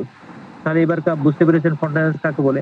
তাহলে এবার দেখুন বৃহৎ উদর, বড় তার মানে বড় পেট এবং মাথা। ব্রহ্মতালু ও মাথার হাড়ের জোড়াগুলি মানে সুচার যেগুলো বললাম সেগুলো ফাঁকা ফাঁকা, হাড়গুলি নরম এবং খুব ধীরে ধীরে পক্কতা আসে। তাহলে এবার দেখুন একটা ছোট বাচ্চার মাথায় হাত দিয়ে আপনি দেখতে পাচ্ছেন যে মাথার হাড়গুলো এখনো ঠিকঠাক জোড়া লাগেনি, তার সাথে দেখতে পাচ্ছেন মাথাটা বড়, পেটটা বড়, ঘামছে বেশি। তাহলে এখানে ক্যালকেরিয়া কার্ভ দিতে আপনাকে আর কে বাধা হতে পারে? সে সমস্ত মেয়েদের পক্ষে উপযোগী যাদের দেহ নাদুস নুদুস বা থলথলে প্রকৃতির, রক্তাধিক্যপূর্ণ এবং খুব তাড়াতাড়ি একদম বড় হয়ে গেছে। এই বাচ্চাটা এই ছিল। আমরা যারা গ্রামে বসবাস করি তারা আমরা বুঝতে পারবো, যখন আমরা ধান গম ইত্যাদি চাষ করি, যখন আমরা ইউরিয়া সারগুলো যখন দিই, দেখা যায় কি অল্প দিনের মধ্যে ধানের গাছটা একদম ফুলকে বড় হয়ে উঠেছে, টকবগে হয়ে উঠেছে। ঠিক এই জিনিসটা যখন কোনো বাচ্চা মেয়েদের ক্ষেত্রে পাবেন, এই ছোট ছিল, এই দেখতে দেখতে একদম প্রচন্ড বড় হয়ে গেছে, নাদুস নুদুস হয়ে গেছে। ঠিক আছে, ঠিক আছে। তাহলে তাদের ক্ষেত্রে আমরা ক্যালকেরিয়া কার্ভের কথাটা চিন্তা করতে পারি। বিলম্বিত ও কষ্টকর দন্তোদ্গম, তৎসহ চরিত্রগত মাথায় ঘাম ও ব্রহ্মতালু খোলা। ছোট বাচ্চার দাঁতটা উঠতে দেরি হচ্ছে বা দাঁত ওঠার সময় কষ্ট হচ্ছে এবং তার সাথে মাথায় ঠান্ডা ঘাম এবং মাথার সামনের যে অ্যান্টেরিয়র ফন্টানেল সেই জায়গাটা আমরা দেখতে পাচ্ছি ওপেন। তাহলে এই ক্ষেত্রে আমরা ক্যালকেরিয়া কার্ভটা অ্যাপ্লাই করতে পারি। তাহলে আমরা চাইল্ড সিমটম গুলো বললাম, কনস্টিটিউশন বললাম, এবার আমরা মাইন্ড সিমটমে এবং ফিজিক্যাল সিমটম। ক্যালকেরিয়া কার্ভের পেশেন্ট কিরকম? যুক্তি দিয়ে কথা বলার ক্ষমতা হারিয়ে ফেলার ভয়, অর্থাৎ সে ভয় পাচ্ছে, অনেকগুলো লোক আছে সেখানে গিয়ে তাকে কথা বলতে হবে, তো তার আগে ও ভয় পাচ্ছে আমি কি আমার কথাটা ভালো করে গুছিয়ে বলতে পারবো, অথবা লোকে তার মানসিক সমস্যাগুলো বুঝে যাবে না, তো এই পেয়ে ভয় পাচ্ছে। তার মানে এটা অ্যান্টিসিপেটরি অ্যাংজাইটি। আমি আপনাদের বলে দিলাম একজন বক্তা কি স্টেজে গিয়ে কথা বলার আগে ও ভয় পাচ্ছে, যদিও এই সিমটমটাতে জেলসিমিয়াম অ্যান্ড আর্জেন্টাম নাইট্রিকাম এই দুটো মেডিসিন আছে, কিন্তু ক্যালকেরিয়া কার্ভের এখানে অ্যান্টিসিপেটরি অ্যাংজাইটিটা বুঝাতে গিয়ে এই লাইনটা, সে যুক্তি দিয়ে কথা বলার ক্ষমতা হারিয়ে ফেলার ভয় পাচ্ছে এবং লোকে তার এই সমস্যাগুলো বুঝে যাবে এটা ভেবে সে ভয় পাচ্ছে। এটা হচ্ছে ক্যালকেরিয়া কার্ভ এবং এই লক্ষণটা সিমিসিফুগা, SIMIC, সিমিক লেখা আছে, এটার ফুল ফর্মটা হচ্ছে সিমিসিফুগা। রেপার্টরিতে আপনারা সিমিক পাবেন, সেই জন্য আমি এইভাবে নামগুলো লিখেছি। তাহলে এই লক্ষণটা আপনারা সিমিসিফুগাতেও পাবেন। ক্যালকেরিয়া কার্ভের ফিজিক্যাল জেনারেল, অসুস্থ অবস্থা অথবা তা থেকে মুক্তির সময়, রোগী যখন রোগ অবস্থায় আছে অথবা রোগ অবস্থা থেকে ধীরে ধীরে যখন ভালো হচ্ছে, সেই সময়টাতে রোগী খুব ডিম খেতে পছন্দ করে, সেই সময়টাতে ডিম খেতে চায়, অপাচ্য দ্রব্য খেতে চায়, মাংস মোটেও পছন্দ করে না। যদি আপনারা এরকম কোনো পেশেন্ট পান যে মাছ ডিম পছন্দ করছে কিন্তু মাংস পছন্দ করছে না, গায়ের রং ফর্সা, দেখতে মোটা সোটা, তাহলে ক্যালকেরিয়া কার্ভ দিতে এখানে আর কি অসুবিধা হতে পারে? তাহলে কি এখানে চোখ বন্ধ করে ক্যালকেরি কার্ভ অ্যাপ্লাই করা যেতে পারে না? প্রচুর ঘাম, মাথা ও গলার পিছনে সবচেয়ে ঘামটা বেশি, অথবা বুকে এবং শরীরের ঊর্ধ্বাংশে বেশি। তাহলে ঘামটা কিরকম? প্রচুর পরিমাণ। মাথায় হচ্ছে, ঘামটা মাথা এবং গলার পিছনের দিকটাতে হচ্ছে, অথবা বুকে এবং শরীরের ঊর্ধ্বাংশে বেশি হচ্ছে, শরীরের উপরের অংশ হচ্ছে। তাহলে এই লক্ষণটা ক্যালকেরিয়া কার্ভের আছে। কিরকম দেখবেন? কিরকম দেখবেন? বালিশটা ভিজে গেছে, তার মানে বুঝতে পারছেন মাথার পিছনের দিকে ঘাড়ে পিছা হচ্ছে ঘামটা। এবং এই লক্ষণটা সাইলেশিয়াতেও আছে। তাহলে সাইলেশিয়ার সাথে এটা কিভাবে পার্থক্য করবেন? ওটা তার এক্সিস এবং আদার্স মানে ম্যান্ডেটরি যে জেনারেলস গুলো আছে ওগুলো দিয়ে আপনারা পার্থক্যটা করে নেবেন, যে বেসিক ক্যারেক্টার দিয়ে পার্থক্য করতে হবে। সাইলেশিয়া চ্যাপ্টারে নিশ্চয়ই আমি ওটা বোঝাবো। শরীরের ঘামটা কিরকম? শরীরের নির্দিষ্ট কোনো একটা অঙ্গে ঘাম, ঘাড়ে, বুকে, বগলে, যৌনাঙ্গে, হাতে, পায়ে, হাঁটুতে ইত্যাদি যদি কোনো নির্দিষ্ট একটা অংশে ঘাম হয়, তাহলে সেক্ষেত্রে ক্যালকেরিয়া কার্ভকে সিপিআর সাথে কম্পেয়ার করে নিতে হয়। ঠিক আছে? মাথায় ঘাম, মাথাটা ভেজা ও ঠান্ডা। মাথায় প্রচন্ড ঘাম, মাথাটা ভেজা ভেজা এবং ঠান্ডা। তাহলে ঘামটা কিরকম? ঘামটা হচ্ছে মাথায়, বুকে, শরীরের ঊর্ধ্বাংশে বেশি হচ্ছে, এবং ঘামটা শরীরের নির্দিষ্ট কোনো একটা অংশে হচ্ছে, ঘাড়ে, বুকে, বগলে, যৌনাঙ্গে, হাতে, পায়ে, হাঁটুতে ইত্যাদিতে হচ্ছে।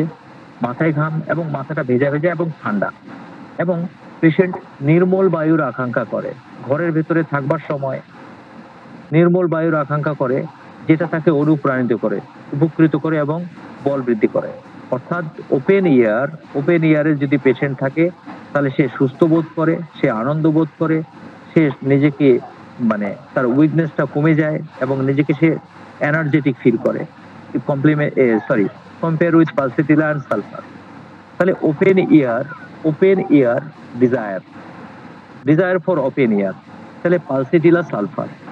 এবং এর আগের দিনে আপনাদেরকে দেখানো হয়েছিল ডিজায়ার ফর ওপেন ইয়ার ন্যাট্রামিউর চ্যাপ্টারে, এবং সেখানেও পালসিটিলা এবং এপিসের কথাটা বুঝি বলা হয়েছিল, পালসিটিলার কথাটা বলা হয়েছিল।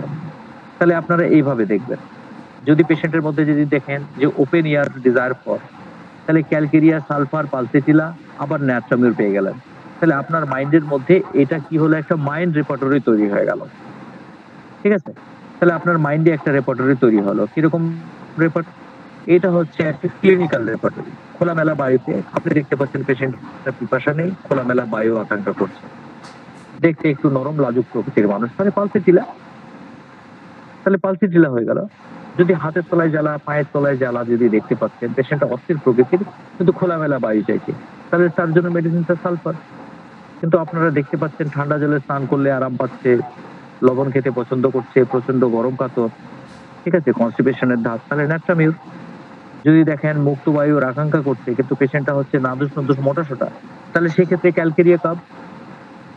বোঝা গেছে আশা করি? শীতলতা, সার্বিক শীতলতা, অথবা শরীরের নির্দিষ্ট কোনো একটি অঙ্গের শীতলতা। তাহলে পেশেন্টের মধ্যে কোল্ডনেস আছে। কোল্ডনেসটা কিরকম? সে কোল্ডনেসটা হচ্ছে সার্বিক বা ইন জেনারেল বা টোটাল। শরীরের মাথা থেকে নিয়ে পা পর্যন্ত যে কোনো জায়গায় টাচ করছেন, দেখছেন সেই জায়গাটা ঠান্ডা হয়ে আছে, অথবা শরীরের নির্দিষ্ট কোনো একটা অংশের মধ্যে শীতলতা দেখতে পাচ্ছেন। Compare with ক্যালিবাই। যেমন শীতলতার কেমন? যেমন মাথা, পাকস্থলী, উদর, হাত পা ইত্যাদি। ঠান্ডা ও মুক্ত বায়ু পছন্দ, মনে হয় যেন ঠান্ডা হাওয়া তার শরীরের ভিতরে প্রবেশ করছে। ঠান্ডা ও মুক্ত বায়ু অপছন্দ। যখন এই শীতলতার রোগী আপনারা পাবেন, তখন আপনারা দেখবেন কি তার সেই ঠান্ডা এবং ওপেন এয়ারটা সে পছন্দ করছে না, মনে হয় যেন এই ঠান্ডা হাওয়াটা তার শরীরের ভিতরে ঢুকে যাচ্ছে। রোগী ঠান্ডা বায়ু ও আর্দ্র বায়ুর প্রতি অতি সংবেদনশীল। Patient is very sensitive to cold or wet air. Patient is sensitive to cold air and wet air.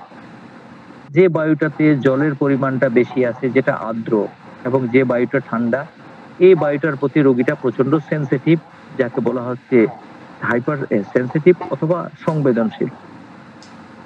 খুব সহজে ঠান্ডা বা সর্দি লাগে। বিপরীত হচ্ছে সালফার, যার সহজে ঠান্ডা এবং সর্দি লাগবে না। অনেক রোগী আমাদেরকে এসে বলে যে ডাক্তারবাবু কি পেশেন্টের কি মেলা দিন হয়ে গেল, এই রোগীর ঠান্ডা সর্দি বলে কি জিনিস এটা কোনোদিনও লাগে না, এই সর্দিটা যদি লাগতো মনে হয় মাথাটা হালকা হতো। তাহলে তার সহজে কি ঠান্ডা লাগছেই না, তার সহজে সর্দি লাগছেই না, তাহলে এই রোগীগুলো সালফারের রোগী। চুম্বকিত বা ঘর্ষণ করার ইচ্ছা, ম্যাগনেটাইজড ডিজায়ার ফর, তাহলে ম্যাগনেটাইজ মানে হচ্ছে চুম্বকিত করা। এবং চুম্বকিত কিভাবে হয়, যেমন মনে করুন ছোট ছোট কাগজ আপনি টুকরো টুকরো করে আপনি রাখলেন, এবার একটা চিরুনি দিয়ে মাথাটাকে আপনারা করলেন কি খুব ভালো করে চিরুনি করতে থাকলেন এবং এটা চিরুনি করার পর যখন কাগজগুলো সংস্পর্শে নিয়ে আসবেন তখন দেখবেন সেই কাগজগুলো চিরুনিটাকে আকর্ষণ করছে। কিন্তু এই ম্যাগনেটাইজ হয় কি এর দ্বারা, এটা ঘর্ষণের দ্বারা হয়। তাহলে চুম্বক ম্যাগনেটাইজ ডিজায়ার ফর মানে চুম্বকিত বা ঘর্ষণ করার ইচ্ছা। কিন্তু এটা যদি ম্যাথমেটিক্যাল ভাষায় যদি আপনি অ্যাপ্লাই করেন তাহলে এখানে কিন্তু আরো একটা লাইন ইচ্ছা, এখানে তো আরো একটা লাইন আপনাদের যুক্ত করতে হবে। কারণটা হচ্ছে কি এই লাইনটা সমালোচনার কারণ হয়ে দাঁড়াতে পারে। কারণ কি অ্যালেন্সের কি নোটে ম্যাগনেটাইজ ডিজায়ার ফর কথাটা লেখা আছে, আমি ওর সিম্পল ট্রান্সলেশন চুম্বকিত বা ঘর্ষণ করার ইচ্ছাটা শব্দটা ব্যবহার করেছি, কিন্তু এর আরো একটা ইচ্ছা আছে, সেটা হচ্ছে কি চুম্বকিত করার ইচ্ছা মানে হচ্ছে সে লোকের সংস্পর্শ চাইছে, সে নৈকট্য লাভ করতে চাইছে, সে কাছাকাছি থাকতে চাইছে।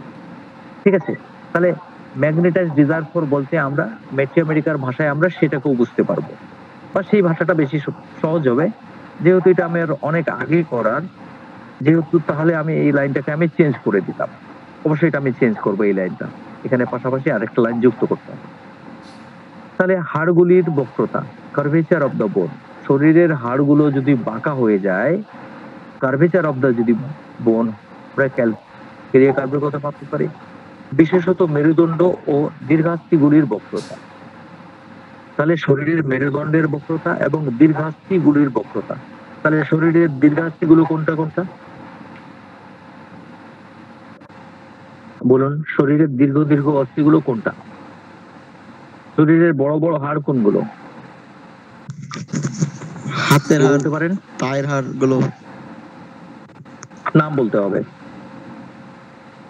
আমি মোহাম্মদ আমিরুল ইসলাম বলছিলাম স্যার, ওই হাতের হাড় হ্যাঁ পায়ের বললাম, হাড়গুলোই তো বড়। হাড়ের নামগুলো বলতে নাম বলতে হবে, নাম বলতে হবে। Medical tibia. ল্যাঙ্গুয়েজে আপনি নাম বলবেন। স্যার Yes, সবচেয়ে বড় ফিমার, হাড় sir tibia. Femur sir. Femur, জি স্যার। হ্যাঁ ফিমার, টিবিয়া, ফিবুলা এগুলো লং বোন, এবং এটা হচ্ছে লোয়ার এক্সট্রিমিটিস বোন। এবং আপার এক্সট্রিমিটিসে কি হচ্ছে, আপার এক্সট্রিমিটিসের বোনগুলো বলেন কেউ? রেডিয়াস আপার এক্সট্রিমিটিসের বোনগুলো যেমন হ্যাঁ, তাহলে হিউমেরাস, রেডিয়াস, আলনা ইত্যাদি ইত্যাদি। ঠিক আছে, আমি এই বোনগুলো যখন পড়াবো এইগুলোর উপরে ডিটেল আমি বলবো।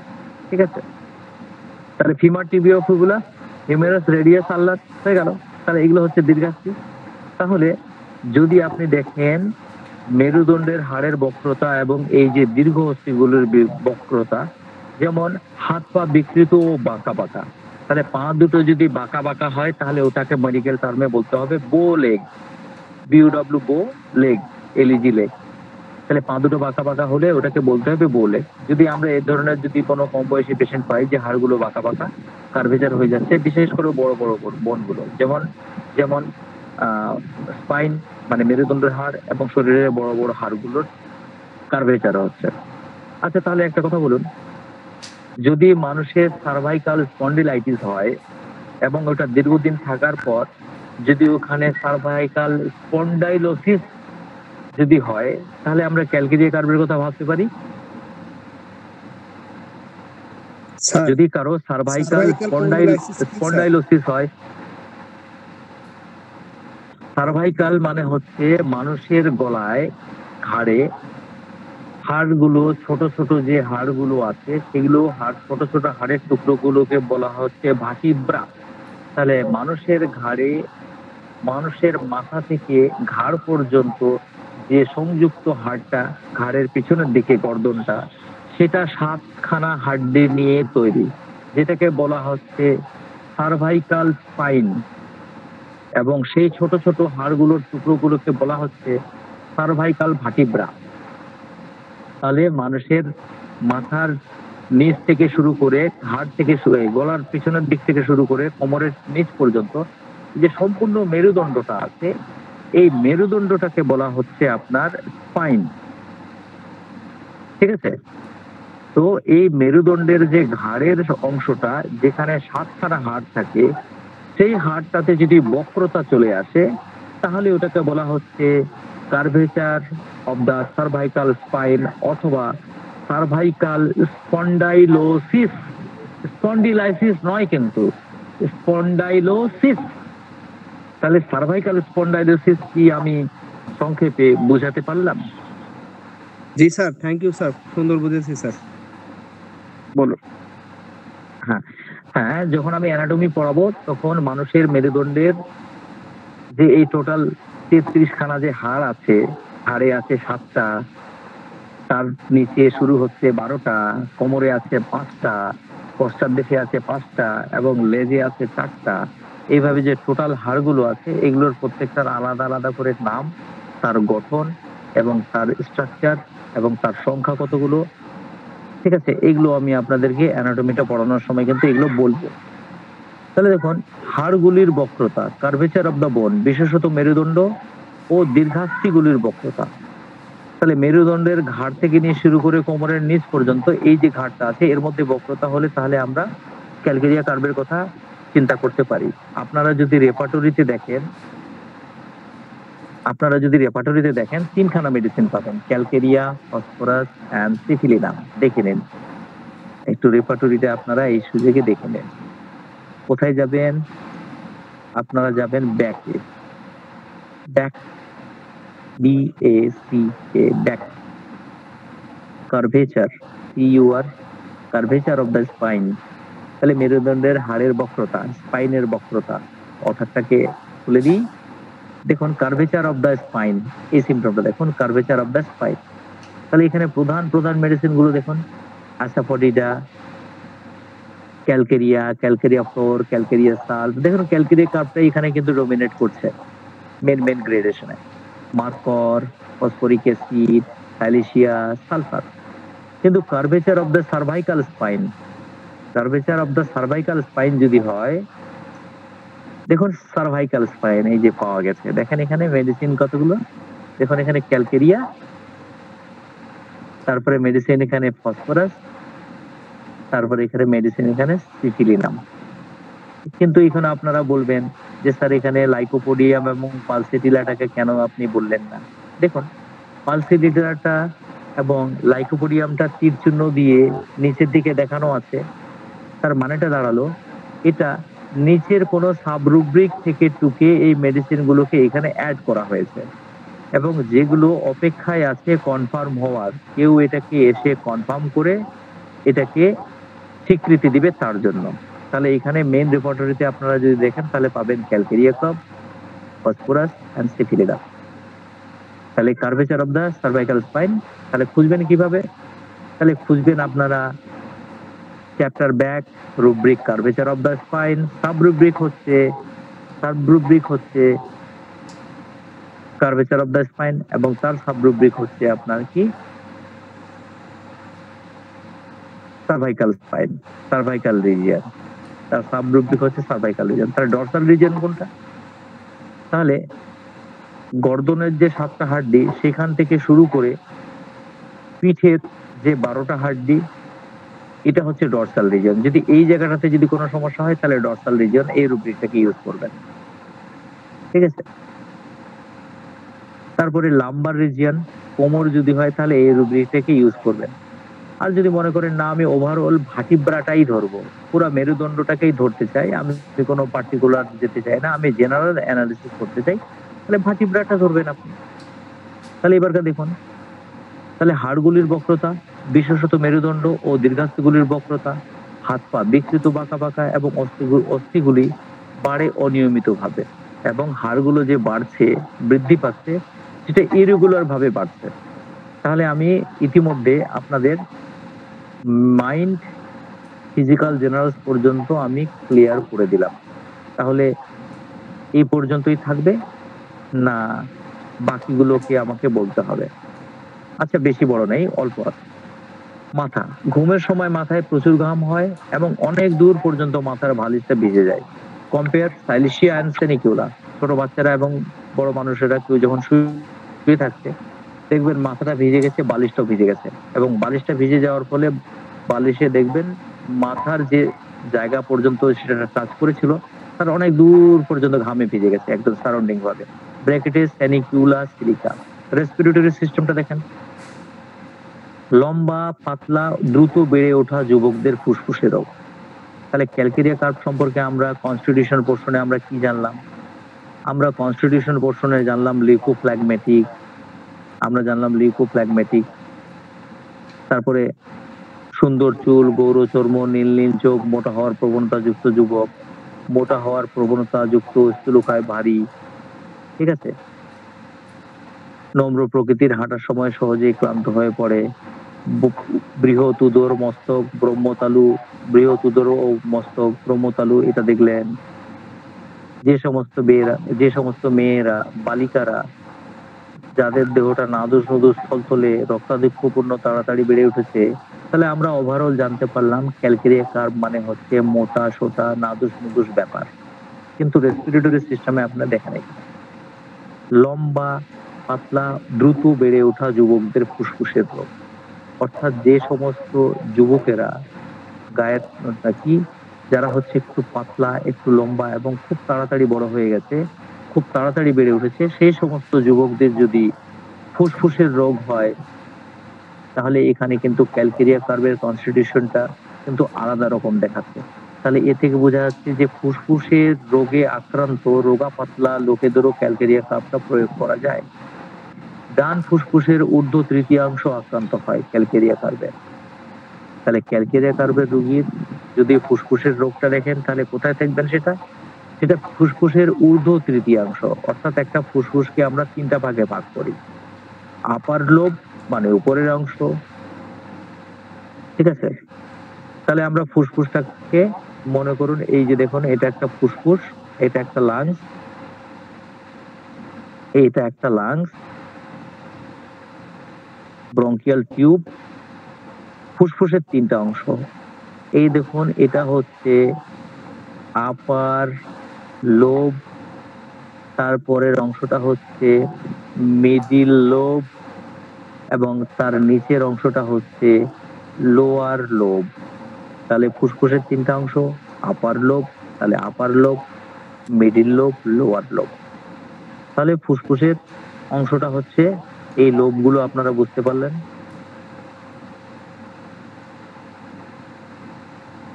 জি স্যার, বুঝতে পেরেছি স্যার।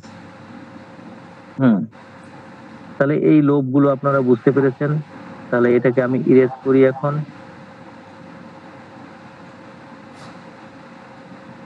হ্যাঁ, তাহলে ফুসফুসের এই তিনটা লোব বুঝতে পারলেন আপনারা। তাহলে ডান ফুসফুসের ঊর্ধ্ব তৃতীয়াংশ মানে উপরের যে অংশটা, সেই অংশটা আক্রান্ত হয় ক্যালকেরিয়া রোগের। যদি দেখেন এরকম যে কোনো একটা ছেলে খুব তাড়াতাড়ি লম্বা হয়ে গেছে এবং তার ফুসফুস সংক্রান্ত রোগ, তাহলে ক্যালকেরিয়া কার্ভের কথা এখানে চিন্তা করা যেতে পারে। যদি এখানে আমরা আরো স্পেসিফিক পেয়ে যাই যে ডান দিকের ফুসফুসের উপরের তৃতীয় অংশটা, ফুসফুসের ঊর্ধ্ব তৃতীয়াংশ আক্রান্ত হচ্ছে, তাহলে সেক্ষেত্রে আমরা ক্যালকেরিয়ার কথা চিন্তা করতে পারি। ব্র্যাকেটে আর্সেনিক।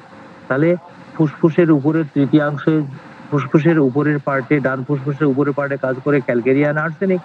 কিন্তু বাম ফুসফুসের ঊর্ধ্বাংশ যদি আক্রান্ত হয়, মনে করুন ডানটা নয়, ফুসফুস লাংসের বাম পার্শ্বটা আক্রান্ত হলো, লেফট লাং আক্রান্ত হলো, তাহলে সেই ক্ষেত্রে আমরা মাইরিকা অ্যান্ড সালফার অ্যাপ্লাই করতে পারি।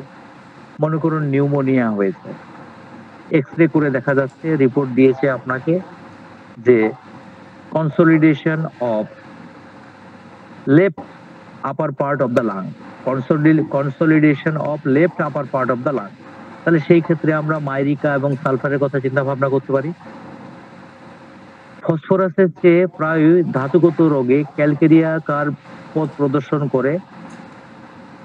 ধাতুগত রোগে ফসফরাসের থেকে ক্যালকেরিয়া কার্ভটাই বেশি পথ প্রদর্শন করে। এটা জাস্ট ট্রান্সলেট হয়েছে, এটা আপনারা বুঝতে পারলেন। তুলনা করুন টিউবারকুলিনাম।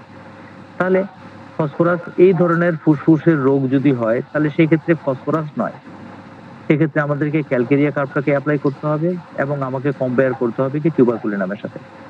বেদনাহীন স্বরভঙ্গ সকালবেলা বৃদ্ধি, অর্থাৎ গলার আওয়াজটা বসে গেছে এবং সকালবেলায় সেটা বৃদ্ধি হচ্ছে এবং তাতে কোনো ব্যথা নাই, তাহলে ক্যালকেরিয়া কার্ভ চিন্তা ভাবনা করা যেতে পারে। জিআই সিস্টেম, পরিপাক যন্ত্র, অ্যাসিডিটি, টক ঢেকুর, টক গন্ধযুক্ত বমি ও মল, তাহলে পেশেন্টের অ্যাসিডিটি হচ্ছে, টক টক ঢেকুর উঠছে এবং বমিটা যেটা হচ্ছে তাতেও টক গন্ধ, পায়খানাতেও টক গন্ধ এবং সমগ্র দেহ থেকে টক গন্ধ পাওয়া যাচ্ছে এবং দেখতে পাচ্ছেন ঘামটা প্রচন্ড বেশি, গায়ের রং ফর্সা, মোটা সোটা, তাহলে এই ক্ষেত্রে ক্যালকেরিয়া কার্ভ নির্দ্বিধায় দেওয়া যেতে পারে। কম্পেয়ার সিলিকা অ্যান্ড সেনিকিউলা, এবং এটাকে কম্পেয়ার করবেন সাইলেশিয়া এবং সেনিকিউলার সাথে। পাকস্থলীর পিঠ, পাকস্থলীর পিঠ বুকের স্টানাম অস্থির নিচে অবস্থিত, যাকে বুকের অগ্রকোড়া বলা হয়, তাহলে পিট অফ দ্য স্টোমাক, তাহলে পাকস্থলীর যে পিঠ, যেটা পিট অফ দ্য স্টোমাক, যেটা বুকের স্টারনাম অস্থির নিচে অবস্থিত, যাকে বুকের অগ্রকোড়া বলা হয়, তাহলে স্টারনাম কোনটা? তাহলে স্টারনামটা হচ্ছে আমাদের দুই বক্ষের মাঝের যে হাড়টা, সেটাকে আমরা বলছি স্টারনাম। তাহলে পাকস্থলীর পিঠ উল্টানো থালার মতন খোলা, উল্টানো থালার মতো খোলা, একটা থালাটাকে উল্টে দিলে যেরকম খোলা মনে হয়, তাহলে বুকের এই অংশটা, অগ্রকোড়ার যে অংশটা, এটা হচ্ছে কি একটা উল্টানো থালার মতো খোলা এবং চাপ দিলে তাতে বেদনা অনুভব হয়। মল হাত দিয়ে নির্গত করতে হয়। অনেক রোগী এসে বলবে যে পায়খানাটা প্রচন্ড কষা, পায়খানাটা ক্লিয়ার হয় না, কি হয়, আঙ্গুল দিয়ে ওটাকে টেনে টেনে বের করতে হয়। তাহলে এরকম যদি কেউ বলে, তাহলে আপনার হাতে মেডিসিন চলে আসলো ক্যালকেরিয়া কার্ভ, অ্যারাসোকোটিনা, সেনিকিউলা, সেলেনিয়াম, সিপিয়া, সাইলিশিয়া। তাহলে আপনার যদি প্রত্যেকটা মেডিসিনের এক্সিস গুলো ভালো করে জানা যায় এবং বেসিক জেনারেলস যেটা মানে ভালো, মানে তার ফান্ডামেন্টাল সিমটম গুলো যদি ভালো করে জানা যায়, তাহলে এই গোটা মেডিসিনের মধ্যে মৌখিকভাবে ক্লিনিক্যাল ডিফারেন্সিয়েশন করে অ্যাপ্লাই করা যেতে পারে। কোষ্ঠবদ্ধতার সময় সব দিক থেকে রোগী বেশ ভালো বোধ করে। রোগী যখন কনস্টিপেশনের মধ্যে থাকে তখন সে বেটার ফিল করে, তাকে ভালো লাগে, আরাম লাগে। কিন্তু সে যদি আবার পাতলা পায়খানার মধ্যে যদি চলে যায়, তখন রোগী আবার অসুস্থ বোধ করবে। ফিমেল জেনিটালিয়া দেখুন, শেষ হয়ে গেল।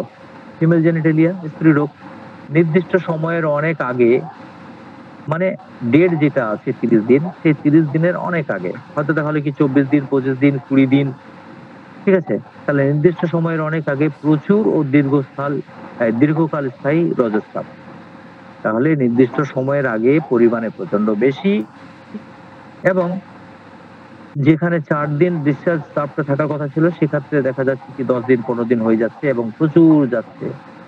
তাহলে আমরা ক্যালকেরিয়ার কথা চিন্তা ভাবনা করতে পারি। এবং তার সাথে যদি গায়ের রং ফর্সা, মোটা সোটা মানুষ যদি দেখি এবং তার সাথে যদি দেখি আগে আগে ঋতুটা হচ্ছে, পরিমাণটা বেশি হচ্ছে, মেলা দিন থাকছে, তাহলে ক্যালকেরিয়া কার্ভ ছাড়া সেই রোগীকে আর কে ভালো করবে?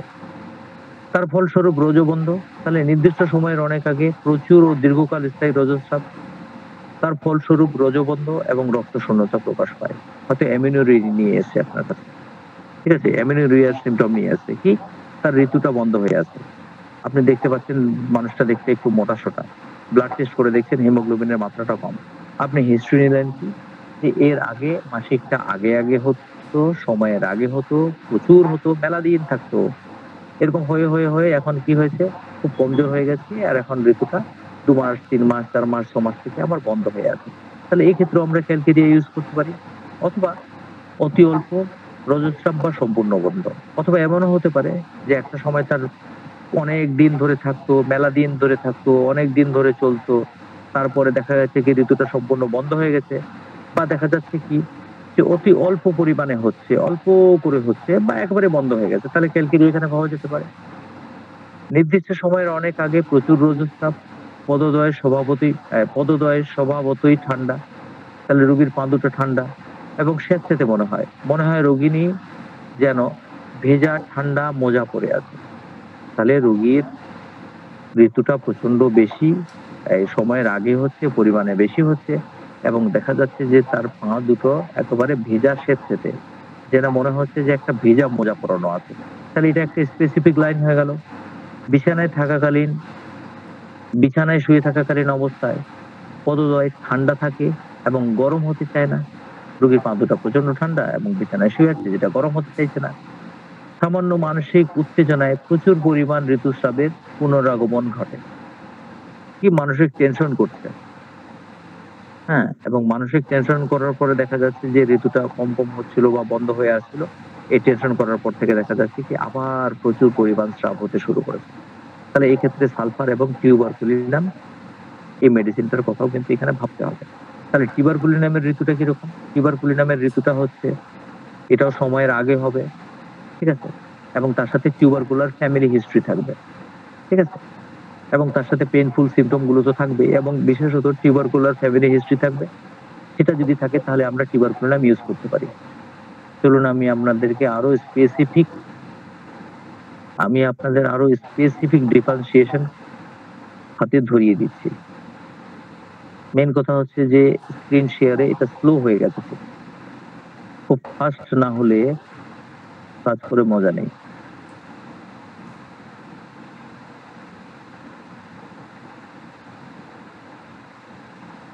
ফিমেল গাইনোকোলজিতে আছে, গাইনোকোলজি পিডিএফ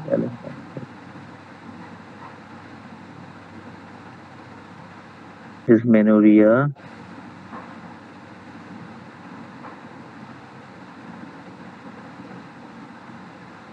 leukorrhea,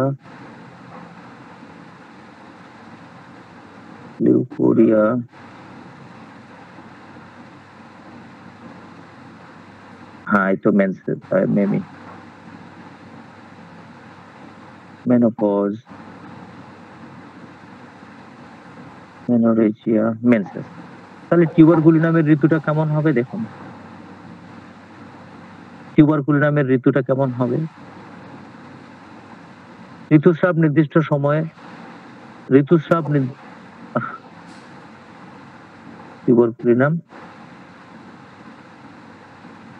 ঋতুস্রাব নির্দিষ্ট সময়ের আগে প্রচুর পরিমাণ এবং দীর্ঘস্থায়ী স্রাব ধীরে ধীরে আরম্ভ হয়।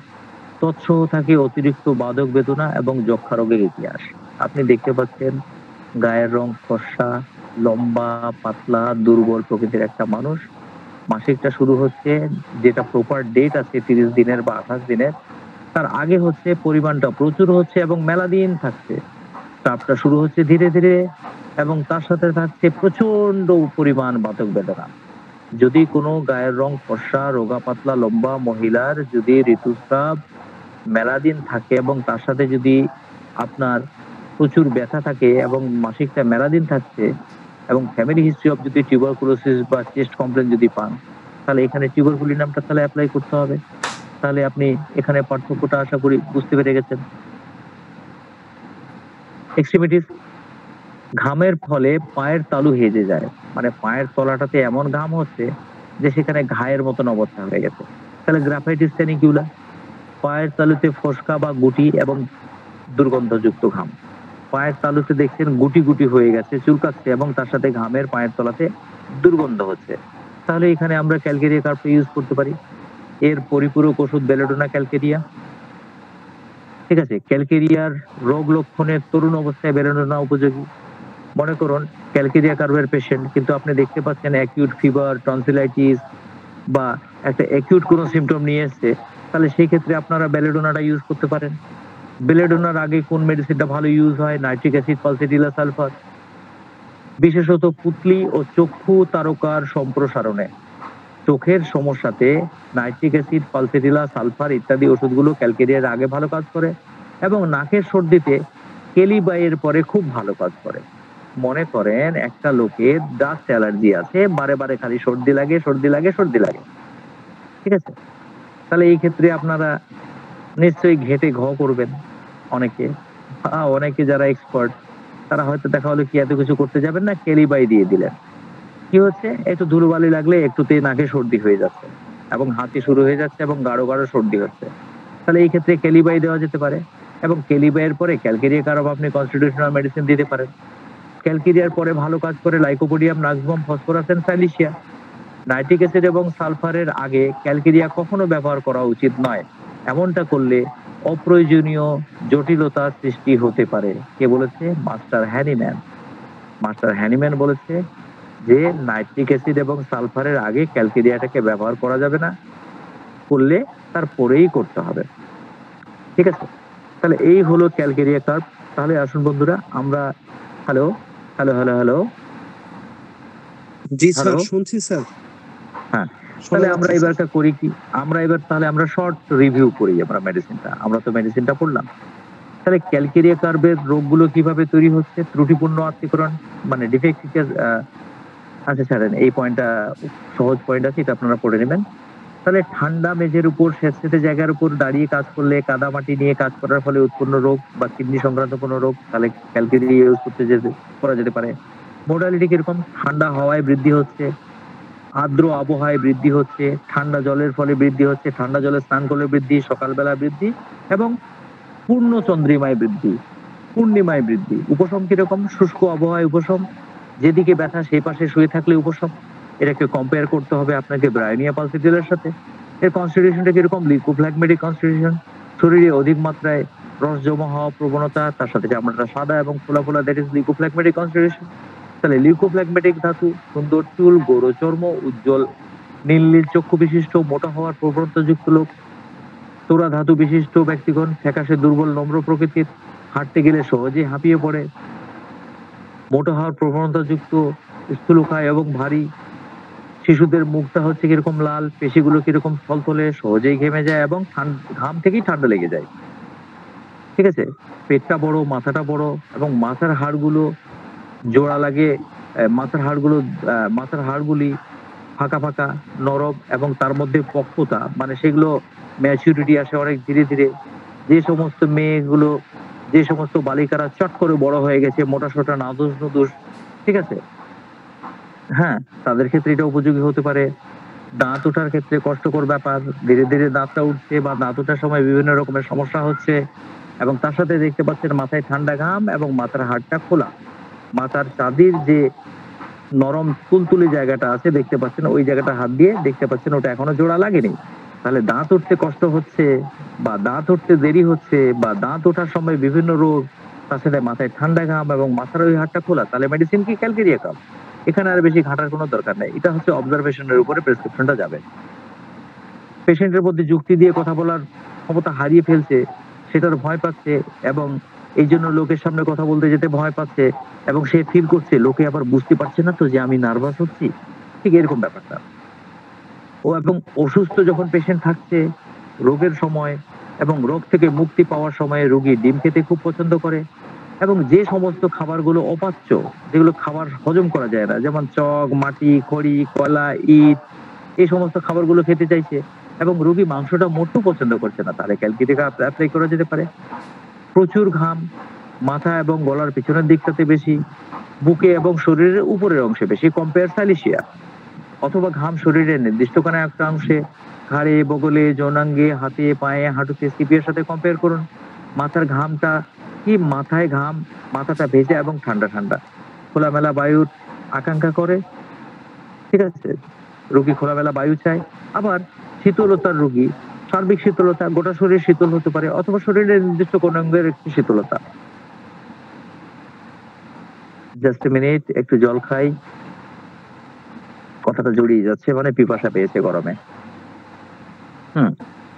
হ্যাঁ, তাহলে যেমন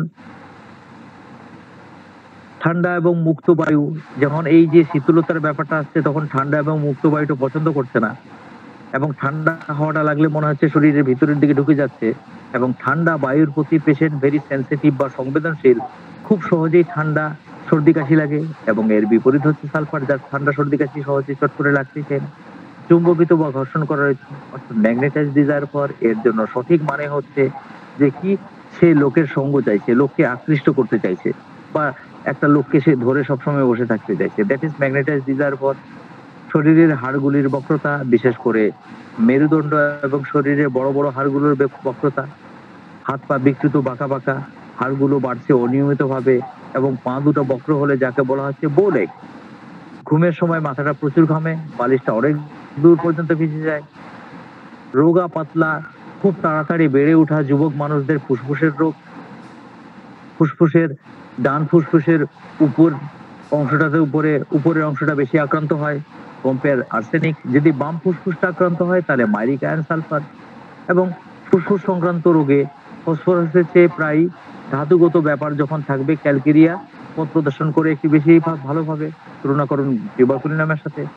বেদনাহীন স্বরভঙ্গ এবং সকালবেলায় বৃদ্ধি, গলার আওয়াজটা বসে গেছে, সকালবেলা বৃদ্ধি এবং তাতে কোনো ব্যথা নেই। ঠিক আছে, অ্যাসিডিটি, টক ঢেকুর, টক গন্ধযুক্ত বমি, সারা দেহ থেকে টক টক গন্ধ পাওয়া যাচ্ছে, সাইরিসিয়া স্যানিকুলিয়া কম্পেয়ার করতে হবে। মলটা হাত দিয়ে নির্গত করতে হচ্ছে, অ্যারোসোকোট্রিনা, স্যানিকুলা, selenium, sepia, সালিসিয়া।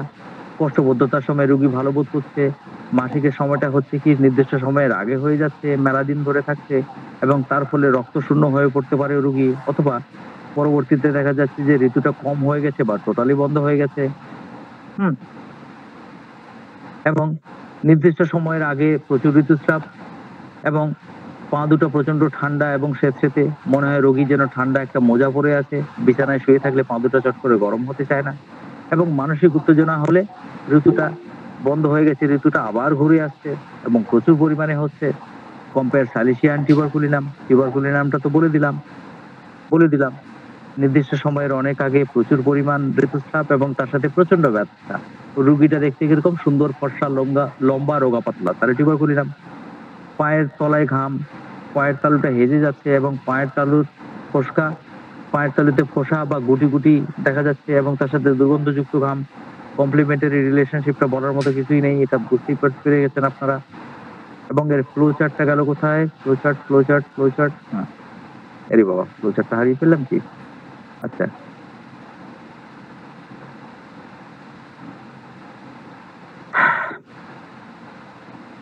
Flow chart.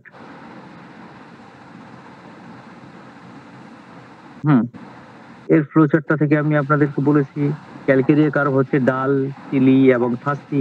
Calcarea patient very active হবে না, প্রচন্ড অলস, একটু ডাল প্রকৃতির হবে এবং তার মধ্যে পিপাসাটা বেশি থাকবে এবং শীত কাতরতা থাকবে। ঠিক আছে, পেশেন্টটা সাইকোসিস মায়াজামের হবে। রোগ লক্ষণগুলো সাধারণত ডান দিকে বেশি আক্রমণ করবে। পেশেন্টটা শান্তশিষ্ট, নম্র, লাজুক, ভদ্র প্রকৃতির হবে। সে সব সময় লোকসঙ্গ চাইবে, সে প্রোটেকশন চাইবে, কোনো রিস্কের কাজ সে করতে পারবে না, কোনো রিস্ক দেখলেই সে নিজেকে গুটিয়ে ফেলবে। একটা ব্যবসায়ী ব্যবসাতে টাকা লাগাতে যাচ্ছে, মনে হচ্ছে যেন এইবার টাকাটা লাগালে আমার ব্যবসাটা লস হয়ে যাবে, না টাকা লাগাবো না। ঠিক আছে, কোনো রিস্ক নিতে যাব না, পরে যদি লস হয়ে যায় তাহলে আমি আবার কি করে সেটাকে ওভারকাম করব। ঠিক এরকম মানসিকতা। ঠিক আছে, এবং পেশেন্টটা সবসময় শেল্টার চাইছে, স্পেশালি তার মায়ের শেল্টার চাইছে। শরীরে ঠান্ডা, খেতে প্রচুর ঘাম, ডিম খেতে পছন্দ, মিষ্টি খেতে পছন্দ। ঠিক আছে, এবং এতে কন্ট্রাডিকশন একটা পাবেন, শীতকাতর রোগী কিন্তু আবার কোল্ড ড্রিঙ্কস, আইসক্রিম ইত্যাদি খাবারগুলো খেতে চাইছে। রোগীর মধ্যে যদি অ্যান্টিসিপেটরি অ্যাংজাইটি এবং স্লোনেস, অলস ব্যাপারটা যদি না পান তাহলে ক্যালকেরিয়া কার্ভ প্রয়োগ করাই যাবে না। তাহলে এর রিলেশনশিপে আমি আরো একটা রিলেশনশিপ বলি। ক্যালকেরিয়া কার্ভের সাথে যে গরম কাতর মেডিসিন গুলো সম্পর্কিত তা হচ্ছে ক্যাওমিলা, কোনিয়াম, পালসেজিলা, সালফার। আচ্ছা, এগুলো তো নোট পেয়ে যাবেন, এটা ফালতু বলার কোনো দরকারই নেই, এটার উপরে তো নোট পেয়ে যাবেন আপনারা। ওটা বলে আমি সময়টাকে কেন নষ্ট করি। হ্যালো, জি স্যার। হ্যাঁ স্যার, আমি খুব দ্রুত গতিতে শেষ করলাম। এবার আপনারা আপনাদের মতামত, ওপিনিয়ন বলুন, আপনাদেরকে কেমন লাগলো, আপনারা এটা প্রয়োগ করার জায়গাটা এখান থেকে তৈরি করতে পারলেন কিনা আপনারা বলুন এটুকু আলোচনার মাধ্যমে। এবং তার সাথে তো নোটটা আমি আজকেই দিয়ে দেবো, এখানে কোনো ডিলে করব না, কারণ নাক্স এবং সালফারের নোটটা দিতে একটু ব্যস্ততার কারণে দেরি হয়ে গেছে, তার জন্য দুঃখিত। সেটা আপনারা খুব শীঘ্রই পেয়ে যাবেন। এবার কার কিছু বলার আছে আপনারা বলতে পারেন। স্যার বলুন। ওয়ালাইকুম সালাম। আমি বলতে চাচ্ছিলাম স্যার, ক্যালকেরিয়া কার্ভ স্যার সুন্দরভাবে উপস্থাপন করছেন। কারণ আসলে এভাবে এত সহজ ভাবে মানে শেখা, কি বলবো, খুবই দুঃসাধ্যকর, এত সহজে অল্প সময়ে। সহজ জিনিসটাকে মেইন কথাটা হচ্ছে কি, দেখুন যে টপিকটা আছে সেই টপিকটা তার জায়গাতেই আছে। এখন এটা আপনার দৃষ্টিভঙ্গির উপরে নির্ভর করবে যে জিনিসটাকে আপনি সহজভাবে একসেপ্ট করছেন না জিনিসটাকে আপনি জটিলভাবে একসেপ্ট করছেন। তাহলে আমি হচ্ছি স্যাঙ্গুইন টেম্পারামেন্টের লোক, আমার টেম্পারামেন্টটা হচ্ছে কি স্যাঙ্গুইন টেম্পারামেন্ট। স্যাঙ্গুইন টেম্পারামেন্ট ব্যক্তিদের বৈশিষ্ট্য হচ্ছে কি এরা প্রচন্ড হাসি খুশি প্রাণোজ্জ্বল। ঠিক আছে, লাইফ ইজ এ ফান, মানে জীবনটা একটা মজা, জীবনটা একটা আনন্দ। ঠিক আছে, এই চলো ভালো লাগছে না, চলো একটু ঘুরে আসি, কোথায় যাবো, এই দিকে থেকে একটু ঘুরে একটু ট্যুর করে আসি। তাহলে আমার জন্য, আমি যেহেতু স্যাঙ্গুইন টেম্পারামেন্টের লোক, আমি প্রচন্ড হাসি খুশি প্রাণোজ্জ্বল মানুষ। ঠিক আছে, এবং আমার কাছে লাইফ হচ্ছে একটা এনজয় করার ব্যাপার, এটা টেনশন নেওয়ার ব্যাপার নয়। তাহলে আমার দৃষ্টিভঙ্গিতে আমি পড়িয়েছি, তার জন্য আপনাদের যেরকম মনে হয়েছে, যদি কোনো লিউকোফ্ল্যাগমেটিক টেম্পারামেন্টের লোক যদি আপনাদেরকে এটা পড়তো, তাহলে সেই জিনিসটা জটিল মনে হতো। জি স্যার। স্যার আমি আরেকটা বিষয় জানতে চাচ্ছিলাম স্যার। হুম, আপনি পড়ানোর মধ্যে একটা সুন্দর একটা টপিকস নিয়ে আসছিলেন স্যার, যে যদি কোনো পেশেন্টের যদি কিডনিতে কোনো যদি সমস্যা যদি হয়, তাহলে সেই ক্ষেত্রে দেখা যাচ্ছে যে আমরা ক্যালকেরিয়া কার্ভের কথা ভাবতে পারি। তো সেই ক্ষেত্রে ভাবতে পারি, যদি সেই লোকটা ঠান্ডা স্বেচ্ছেতে, যে সেই সাথে যদি আমরা দেখতে পাই লোকটা ঠান্ডা স্বেচ্ছেতে জায়গাতে কাজ করছে বা বসবাস করছে বা কাদামাটি নিয়ে কাজ করছে, মানে ড্যাম্প তার সাথে যুক্ত আছে, একটা আর্দ্র ব্যাপার তার সাথে, তার জীবনযাত্রার সাথে যুক্ত আছে। এই ব্যাপারটা থাকলে কিডনি ড্যামেজের পেশেন্ট ইউরেমিয়া, মানে তার ব্লাডে ইউরিয়ার যদি লেভেলটা বেড়ে যায়, ঠিক আছে, এবং এটা কখন বাড়ে, যদি পেশেন্টের কিডনি ড্যামেজ হয়, রেনাল ফেলিয়ার হয়, সিকিডির পেশেন্ট, ক্রনিক কিডনি ডিজিজের পেশেন্ট, তাহলে আমরা ক্যালকেরিয়াটা ইউজ করতে পারি। জি sir, thank you sir. Next.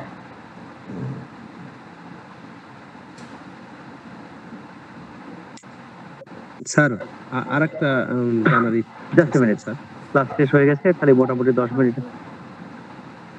মিনিটের খালি কনভারসেশন, কোশ্চেন অ্যান্সার আমি এটা করে এমনি চলে যাচ্ছি। চলো, হ্যাঁ বলুন নেক্সট।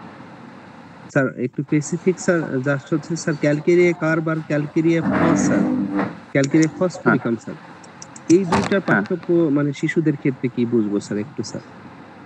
একটা হচ্ছে মোটা সোটা, নাদুস নুদুস, থলথলে, এবং দেখতে পাবেন তার মাথাটা, শরীরটা হাত দিয়ে টাচ করলে দেখবেন ভেজা স্যাঁতসেঁতে।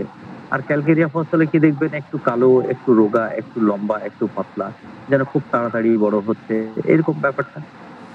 ঠিক আছে, অপোজিট ক্যারেক্টার, একটা মোটা সোটা নাদুস তুলতুলে শরীর, আর একটা হচ্ছে রোগা পাতলা শীর্ণ, সর্দির ধাত। ঠিক আছে, জি স্যার। নেক্সট। আসসালামু আলাইকুম স্যার। ওয়ালাইকুম সালাম। স্যার ভালো আছেন? আলহামদুলিল্লাহ ফাইন। স্যার আমার একটা প্রশ্ন ছিল, প্রশ্নটা হচ্ছে ক্যালকেরিয়া কার্ভের পেশেন্ট হচ্ছে মোটাসোটা। এই মোটাসোটা বলতে কি স্যার, যেমন গ্রাফাইটিসের রোগী হচ্ছে মোটাসোটা, তবে আমি যেটা জানি তাহলে ক্যালকেরিয়া কার্ভের রোগী হচ্ছে দেখতে সুন্দর, মোটাসোটা, এবং তার বডি সারফেস পল্টুটা আছে, এবং গ্রাফাইটিস হচ্ছে মোটাসোটা কিন্তু তার বডি সারফেস হচ্ছে ড্রাই, রাফ, থলথলে। ক্যালকেরিয়া কার্ভের পেশেন্টের হাতটা বলবেন টেবিলে হাত রাখতে, আপনি হাতের উল্টো চেটোটা দিয়ে তার হাতে স্পর্শ করবেন, তার হাতের উপরে স্পর্শ করবেন, তাহলে আপনার অ্যাপিয়ারেন্সটা কিরকম মনে হবে, যে সফট এবং ওয়েট, মানে নরম তুলতুলে এবং ভেজা ভেজা। কিন্তু সেটা যদি গ্রাফাইটিস হয়, তাহলে আপনি ওখানে দেখবেন কি ড্রাই এবং কি রাফ, খরখরে। ঠিক আছে, তাহলে এটা হচ্ছে তফাৎটা। আমি এর চেয়ে একটু সহজভাবে যে জিনিসটা জানতাম, সেটা আসলে আমার ধারণা ঠিক কিনা আমি জানি, তবে ক্যালকেরিয়া কার্ভের আমি সেটা হচ্ছে যে মোটা থাকবে কিন্তু চামড়াটা থাকবে টাইট, আর গ্রাফাইটিসের পেশেন্ট থাকবে মোটা কিন্তু বডি থাকবে থলথলে। স্যার এই বিষয়টা ঠিক? হ্যাঁ, না মানে ব্যাপারটা হচ্ছে কি, দেখেন লিউকোফ্ল্যাগমেটিক বললাম মানে শরীরে রস জমা হ্যাঁ বলুন মেরি স্যার। স্যার মূলত হচ্ছে আমরা তো ওই যে, হ্যাঁ স্যার আমি যেটা জানি আর কি সেটা বলতেছি। ক্যালকেরিয়া কার্ভে আমরা জানি 3F আর কি, ফ্যাট, ফেয়ার এন্ড ফ্লাবি আর কি। ক্যালকেরিয়া কার্ভ এবং মানে গ্রাফাইটিস এর ভিতরে পার্থক্য, মানে ক্যালকেরিয়া কার্ভ মোটা সোটা হবে বাট স্ট্রেংথ থাকবে না তার বডিতে, মানে ইলাস্টিসিটি বেশি থাকবে চামড়াতে, বাট ওই দিক থেকে গ্রাফাইটিস হবে স্ট্রং বা স্ট্রেংথ থাকবে, তার টাইট ফিট থাকবে চামড়াটা আর কি। এবং সেটা তো আমরা জানি, হ্যাঁ মানে মোটা চটা এবং ফাটা হচ্ছে গ্রাফাইটিস আর কি, আমি এটা জানি। হ্যাঁ আমি সেটাই বললাম, আমি খালি জাস্ট ফিলিংসটা দিলাম। মানে ব্যাপারটা হচ্ছে কি, যে গ্রাফাইটিস রোগীর শরীরে যখন আপনি টাচ করবেন, হাতের তেলোটা দিয়ে যখন আপনি তার টাচ করবেন, তখন আপনি ওখানে দেখতে পাচ্ছেন ড্রাই অ্যান্ড রাফ, আর একটা ক্যালকেরিয়া কার্ভে আমি বললাম কি সফট। মনে করুন দুটা রোগী মোটা সোটা দুটোই দেখতে আপনার মনে করুন গায়ের রং ফর্সা, কিন্তু ড্রাই অ্যান্ড রাফ। ক্র্যাকটা আমি বললাম না, কারণটা আমি বলি, ক্র্যাকটা আমি এই জন্য হয়তো দেখা হলো কি ক্র্যাক সেই স্টেজ পর্যন্ত সে পৌঁছায়নি এখনো মনে করেন, কিন্তু মানে তার বেসিক যে ক্যারেক্টারটা ড্রাইনেস ব্যাপারটা এবং রাফ ব্যাপারটা, আর ক্যালকেরিয়া কার্ভে বললাম সফট ব্যাপারটা। তাহলে এই জিনিসটা দিয়ে আমরা সংক্ষেপে পার্থক্যটা করে দিতে পারছি। এবার আপনি আরো ইনকোয়ারি করুন, দেখবেন পেশেন্টটা হচ্ছে চিলি থাসলেস, সে তার অ্যাবর্শন গুলো দেখুন আপনারা, সে মিষ্টি খেতে পছন্দ করে না, সে মাছ খেতে পছন্দ করে না, ঠিক না? এবং পেশেন্টটা হবে আপনার চিলি এবং থাসলেস। বলুন। জি স্যার, বুঝেছি স্যার। আসমান হোস্টা কি জানি ক্যালকেরিয়ার স্যার হাত উঠাইছিল। হ্যাঁ বলুন। বায়োকেমিক ওষুধগুলো ক্যালকেরিয়ার ক্ষেত্রে ম্যাডাম আরেক মিনিট, জাস্ট এক মিনিট। ক্যালকেরিয়া কার্ভের ঋতুটা যেমন লং, মানে ভেরি আর্লি, প্রফিউজ এবং লং লাস্টিং, কিন্তু অপোজিটে গ্রাভাইটিসের ক্ষেত্রে দেখুন সেটা হবে স্ক্যান্টি, সেটা হবে শর্ট এবং সেটা হবে পেল। হ্যাঁ বলুন, এবার শুরু করুন। যে বায়োকেমিক মেডিসিন কোন রোগের ক্ষেত্রে কয় মাস, মানে ডোজটা কয় মাস খাইতে হবে?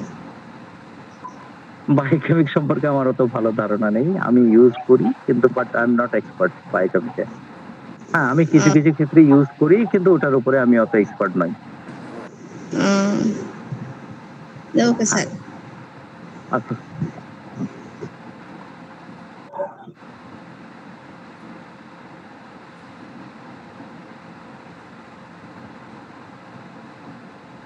আর কেউ?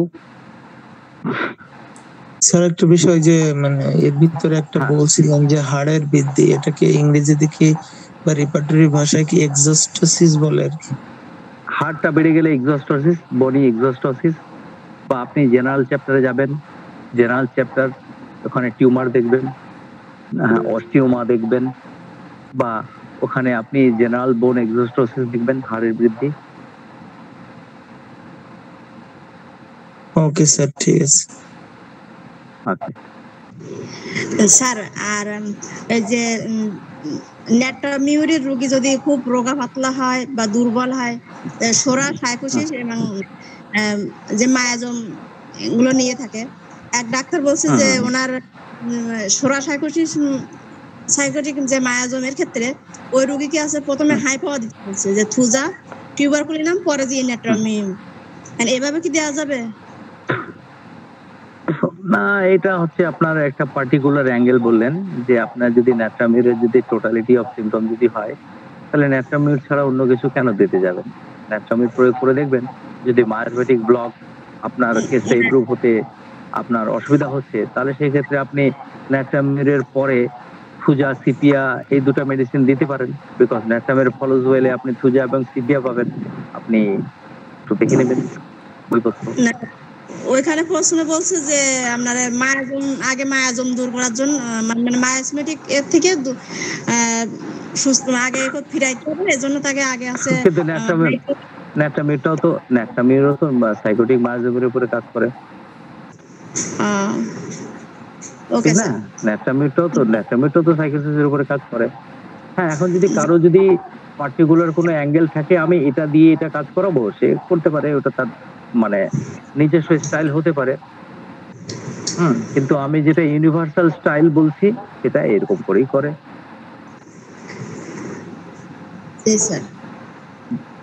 বলুন, আরো কারোর কিছু কোয়ারিজ?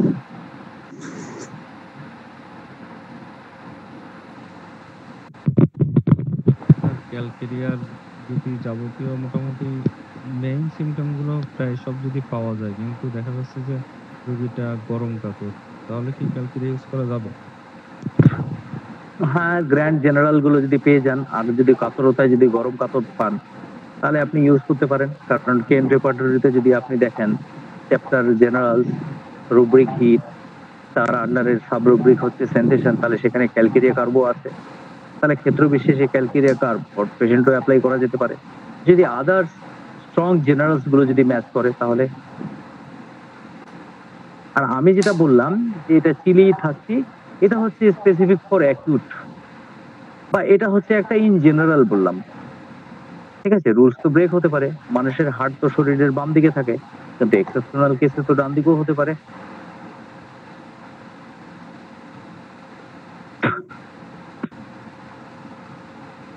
ক্লিয়ার? জি স্যার, ক্লিয়ার।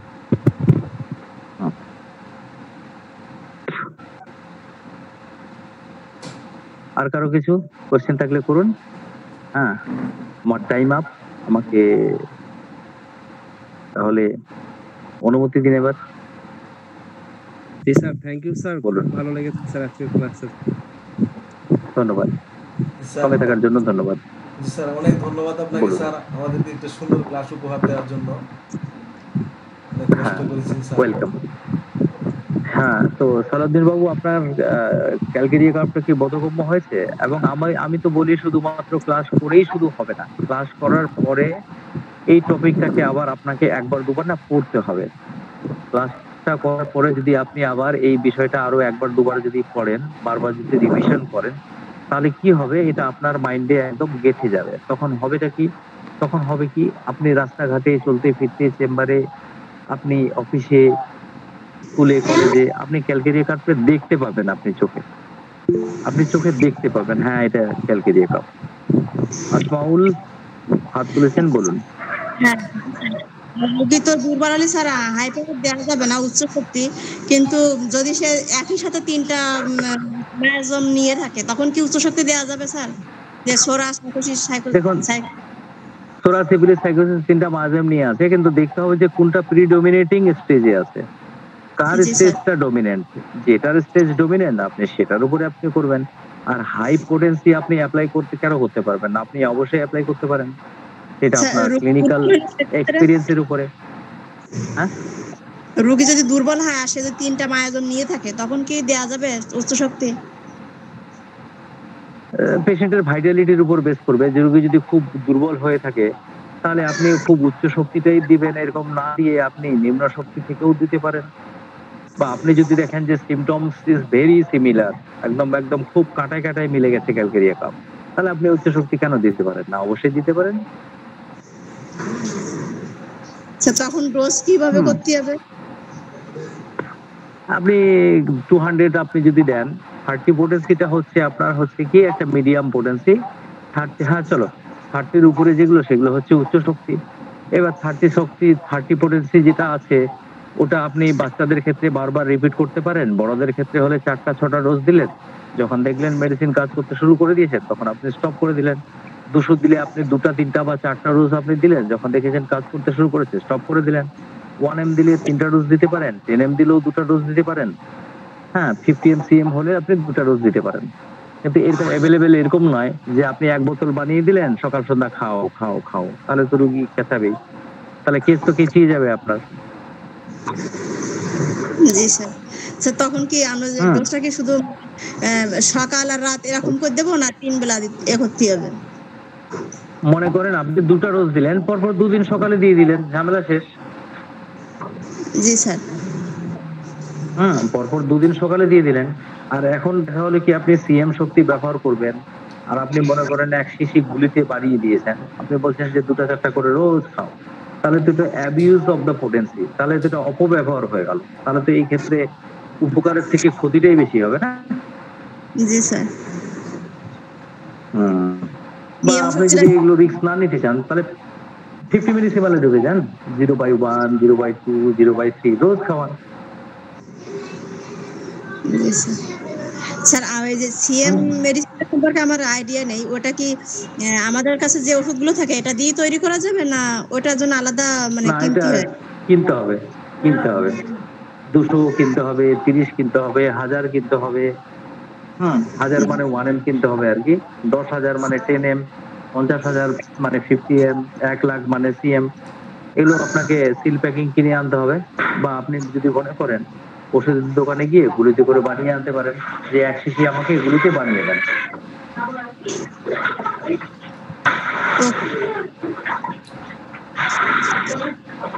ভালো দিন স্যার আছেন? বলুন, আর কারো কিছু কোয়ারি থাকলে বলুন, নাহলে আমাকে অনুমতি দিন। ক্লাস জি, হ্যাঁ, আমার একটা প্রশ্ন ক্লাস ইজ আপ। হ্যাঁ বলুন। স্যার, যেমন আমি মেডিসিন প্রয়োগের ক্ষেত্রে 6 বা 30 হ্যাঁ প্রতিদিন এক বেলা, যখন আমি 6, 30, 200 এটা রেগুলার প্রতিদিন এক বেলা ইউজ করি, আর 1 এর ক্ষেত্রে ইউজ করে হচ্ছে 7 দিন অন্তর অন্তর, আর 10 ইউজ 15 দিন অন্তর অন্তর এক ডোজ, আর 50 আচ্ছা আচ্ছা আচ্ছা আচ্ছা ডোজ বলতে এখানে দেখা যাচ্ছে হ্যাঁ, মেন কথা হচ্ছে যখন আমি থিওরিটিক্যাল যখন পড়াবো, আমি যখন সাবজেক্ট ওয়াইজ পড়াবো, তখন ক্লাসিক্যাল যে রুলস গুলো আছে আমি সেগুলোর কথা উল্লেখ করব। 200 শক্তি আপনি রেগুলার খাওয়াচ্ছেন, এটা হচ্ছে আপনার ওন ক্লিনিক্যাল এক্সপিরিয়েন্স। যদি আপনি মনে করেন না এইভাবে খাওয়ালে আপনার পেশেন্ট তাতে ভালো থাকছে, তাহলে আপনি করতে পারেন। তবে আমি সাধারণত যেটা করি, 200 শক্তি হলে 4টা ডোজ দিই, দিয়ে আমি 1 মাস অপেক্ষা করি। 1M দিলে 2টা ডোজ দিই, দিয়ে আমি 1 মাস অপেক্ষা করি। এইভাবে করে করি আমি। আবার কিছু কিছু ক্ষেত্রে স্যার, যেমন আমি ওই ডিস্টিল ওয়াটারে এবং আরএস দিয়ে অনলি 1 ফোঁটা মেডিসিন দিয়ে এটা লিখে দেওয়া হয়েছে। হ্যাঁ, দেওয়া যেতে পারে, আমারও দেওয়া যেতে পারে, দেওয়া যেতে পারে। তাহলে এখানে ব্যাপারটা হচ্ছে কি, মেডিসিন যখন অ্যাক্ট করে গেল, মেডিসিন যখন কাজ শুরু করে দিল, তখন আর মেডিসিনটাকে রিপিট না করাই ভালো। কারণ অ্যালেন্সকি নোটে আপনি দেখবেন লেখা আছে ক্যালকেরিয়া কাপ বেশি বারংবার রিপিট না করলেই ভালো, না রিপিট বারবার না করাটাই ভালো। মেডিসিন তার কাজ করে দিলে তখন ওটাকে আর বারবার রিপিট না করলেই ঠিক আছে। এটা রোগীর কন্ডিশন বুঝে করি আর কি। হ্যাঁ, ওটা রোগীর পরিস্থিতি বুঝে আপনাকে ইউজটা করতে হবে। হ্যাঁ, এই যে দেখুন এখানে আমি স্ক্রিনটা শেয়ার করছি, আমি একটা স্ক্রিনটা শেয়ার করছি। আবার এই রিলেশনশিপের এই লাস্টের 2টা লাইন আমি বলতে ছেড়ে ফেলেছি। এই দেখুন এটা ছাড়া পড়ে গেছে, এই লাইনটা দেখে নেন আপনারা। তাহলে রিলেশনশিপ আমি এই পর্যন্ত বললাম। এর নিচে দেখুন লেখা আছে শিশু রোগে ক্যালকেরিয়া কার বারংবার প্রয়োগ করা যেতে পারে। শিশু রোগে ক্যালকেরিয়া কার বারংবার প্রয়োগ করা যেতে পারে। প্রথম ডোজ কাজ করে গেলে, বিশেষত বয়স্ক রোগীদের ক্ষেত্রে ক্যালকেরিয়া বারংবার প্রয়োগ করা উচিত নয়। পরবর্তী ডোজগুলো সাধারণত ক্ষতির কারণ হয়ে দাঁড়ায়। এটা কে বলছে? এটা অ্যালেন বলছে। এই 2টো লাইন আমার বাদ পড়ে গেছিল, এটাও আমি করে দিলাম। দেখে নিয়েছেন আপনারা? তাহলে বাচ্চাদের ক্ষেত্রে ক্যালকেরিয়াটা বারবার প্রয়োগ করা যেতে পারে, কিন্তু বয়স্কদের ক্ষেত্রে একটা ডোজ দেওয়ার পরে যখন কাজ করে যাবে তখন আর বারবার প্রয়োগ করা উচিত না। এতে করে লাভ হয় না, উল্টা ক্ষতিই হয়। এটা কে বলছে? এটা ডক্টর অ্যালেন বলছে। বুঝতে পারলেন? বুঝতে পেরেছেন? জি স্যার। হ্যাঁ, আমি প্রপার রেফারেন্স শুদ্ধ বললাম। এখন যদি আপনার ক্লিনিক্যাল এক্সপিরিয়েন্স যদি এর থেকে কিছু আলাদা হয়, তাহলে আমি এখানে কোনো মানে আপনার সাথে কন্ট্রাডিকশন বা দ্বিমতে আমি যাব না। হ্যাঁ, কারণ আমারও অনেক বন্ধু বান্ধব আমাকেও বিভিন্ন সময় বিভিন্ন বিষয়ে রিপোর্ট করে, এবং তাতে করে দেখি যে নাথিং ইজ স্পেসিফিক, প্রেজুডিস হওয়া যাবে না। আমার বন্ধু আমাকে একজন রিপোর্ট করলো কি 200 শক্তি আমি রোজ খাওয়াচ্ছি, তাতেই আমার রোগী ভালো থাকছে। তো বেশ ভালো কথা, তাহলে আমাকেও করে দেখতে হবে। তো সুতরাং এই জায়গাগুলো আমি অবহেলা করতে পারি না। তবে নির্দিষ্ট যে গাইডলাইনটা দেওয়া আছে সেই বিষয়গুলোকেও লক্ষ্য রেখে মাথায় রেখে কাজটা করতে হবে। তাহলে বন্ধুরা 11টা বেজে গেছে, আমাকে আপনারা অনুমতি দিন। আর হ্যাঁ আর 2জনের কোশ্চেন নেব আমি, রতন এবং আসমাউল। আপনারা একটু বলুন, আমার খাবার টাইম হয়ে গেছে। হ্যাঁ, আসসালামু আলাইকুম স্যার। আমার একটা প্রশ্ন ছিল স্যার, সোডা ম্যাগনেটিক ক্ষেত্রে সালফার এবং ক্যালসিয়াম পরে হ্যাঁ বলেন, কি বললেন? স্যার আমার কথা ছিল যে সোডা মায়াজমেটিক লক্ষণ অনুসারে সালফার এবং ক্যালকেরিয়া কার আগে পরে তফাৎটা স্যার কোনটা আগে ব্যবহার করলে স্যার সবচেয়ে আগে সালফার, তারপরে ক্যালকেরিয়া, তারপরে লাইকো। সালফার ক্যালকেরিয়া লাইকো, বা লাইকো সালফার ক্যালকেরিয়া, বা ক্যালকেরিয়া লাইকো সালফার, এই সিরিজ অনুযায়ী করতে হবে। এটা এই চক্রাকারে ঘোরাতে হবে। এটা জি স্যার, ঠিক আছে? আরেকটা কথা ছিল স্যার, দেখা যায় স্যার ক্যালকেরিয়া কার্ভের লক্ষণ অনুসার একটা রোগী আসলো, সেক্ষেত্রে তার হুম। সবকিছু সিমটম অনুযায়ী তাকে দেখলাম সে ক্যালকেরিয়া কার্ভেরই রোগী। এখন এক হুম। ডোজ অথবা 2 ডোজ ব্যবহার করার পরে তার কোনো মানে সফলতা কিছু দেখতে পারিনি। তো নেক্সট টাইমে কি তাকে এই ক্যালকেরিয়া কার্ভটা কি প্রয়োগ করবো স্যার? যদি মেডিসিন কাজ না করে তাহলে সিলেকশন যদি ঠিক হয় তাহলে কেন কাজ করবে না? তাহলে সিলেকশন নিশ্চয়ই ভুল আছে কিছু, সিলেকশনে তাহলে কিছু ভুল আছে। বন্ধুরা আপনারা এক কাজ করুন, আমার আরো কিছু ফোন আসতে শুরু করেছে, আমি আজকে অনুমতি নিচ্ছি। জি স্যার, আর স্যার আপনাদের যদি কারো কোনো প্রশ্ন থাকে আপনি গ্রুপে দিয়ে দিবেন, আপনি জি মেসেঞ্জার স্যার, গ্রুপে লিখবেন, আমি স্যার, আপনাকে উত্তর স্যার, করবো। জি আপনি স্যার, অনেক ব্যস্ত আছেন স্যার। জি স্যার, জি স্যার, আমি ভালো থাকবেন স্যার। ওকে ওকে জি স্যার, আসসালামু আসসালামু আলাইকুম। আলাইকুম okay, sir. Bye, good night. ওয়ালাইকুম আসসালামু আসসালাম। আলাইকুম স্যার। আমি আমি একটু সবার উদ্দেশ্যে এক মিনিট একটা কথা বলতে চাচ্ছিলাম। হ্যালো, জি, জি, জি বলুন স্যার আপনি। আমি যেটা বলছিলাম সেটা হচ্ছে যে স্যার আমাদেরকে উনার অনেক ব্যস্ততাকে উপেক্ষা করে কিন্তু উনি আমাদেরকে সময় দেন। ঠিক আছে? তো স্যার অনেক বেশি মানে কি বলবো ওপেন মাইন্ডেড মানুষ এবং খোলা মনের মানুষ। আর সহসায় দেখা যাচ্ছে যে নিজের ব্যস্ততাটাকে উনি আমাদের সামনে উপস্থাপন করতে চান না। সঙ্গত কারণে স্যার যখন ক্লাস নেওয়া শেষ হয়ে যাবে, স্যার যদি বলে যে আমার ব্যস্ততা বা আমরা যদি বুঝতে পারি যে স্যারের ব্যস্ততা, তাহলে আমরা স্যারকে মানে খুব অল্প সময়ের মধ্যে স্যারকে ছেড়ে দিব। আজকে কিন্তু স্যারের জন্য খাবার সময় হয়ে গেছে। বারবার ওখানে আছে ম্যাম ওনাকে নক করতেছেন, বাচ্চারা বিরক্ত করতেছেন। তার পরবর্তীতে আমরা কিন্তু বারবার ওনাকে প্রশ্ন করে যাচ্ছি। উনি নিজেও কিন্তু মানে লিভ দিতে চাচ্ছিলেন বারবার। তো এইরকম আমরা না করি। হ্যাঁ? যদি প্রশ্ন থাকে গ্রুপে করবেন বা পরবর্তী ক্লাসে প্রশ্ন করলে স্যার অবশ্যই উত্তর দিবেন। ঠিক আছে? তো আজকের মতো আপাতত যেন আমরা না করি। আমার আমার ব্যক্তিগত ওপিনিয়ন আরকি বললাম আরকি। আপনাদের ক্ষেত্রে আলাদা হতে পারে। আমার মনে হয় এতটুকুই মনে হয় সবচেয়ে বেশি ভালো হয়। ধন্যবাদ। ধন্যবাদ স্যার, সুন্দর বলেছেন। আমরা স্যারের সাথে তো মেসেঞ্জারে কথা বলতে পারবো, আমাদের গ্রুপ মেসেঞ্জারে বা ওনার ব্যক্তিগত পার্সোনাল মেসেঞ্জারে। জন্য আমার ক্লাসের শেষে বেশি সময় না নিলেই ভালো হবে, কারণ রাতে খাওয়া দাওয়ার ব্যাপার, অনেক ফ্যামিলিতে সময় দেওয়ার ব্যাপার, সবকিছু দেখতে হবে। চেম্বার করেন সারাদিন। ঠিক আছে, এরপর থেকে আমরা চেষ্টা করবো ক্লাস শেষে তাড়াতাড়ি স্যারকে ছেড়ে দেওয়ার জন্য ইনশাল্লাহ। সবাই হ্যাঁ, হ্যাঁ। এটা দিকে খেয়াল রাখবো ইনশাল্লাহ। তো আর আরেকটা বিষয় হচ্ছে স্যারের একটা বিষয় আমি মেহেদী স্যার একটু ১ মিনিট। সেটা হচ্ছে যে আমি পার্সোনালি ভাবে আমি একটা পেশেন্টের কেস টেকিং নিয়ে স্যারের সাথে আমি শেয়ার করেছিলাম। উনি আমাকে কি বলবো?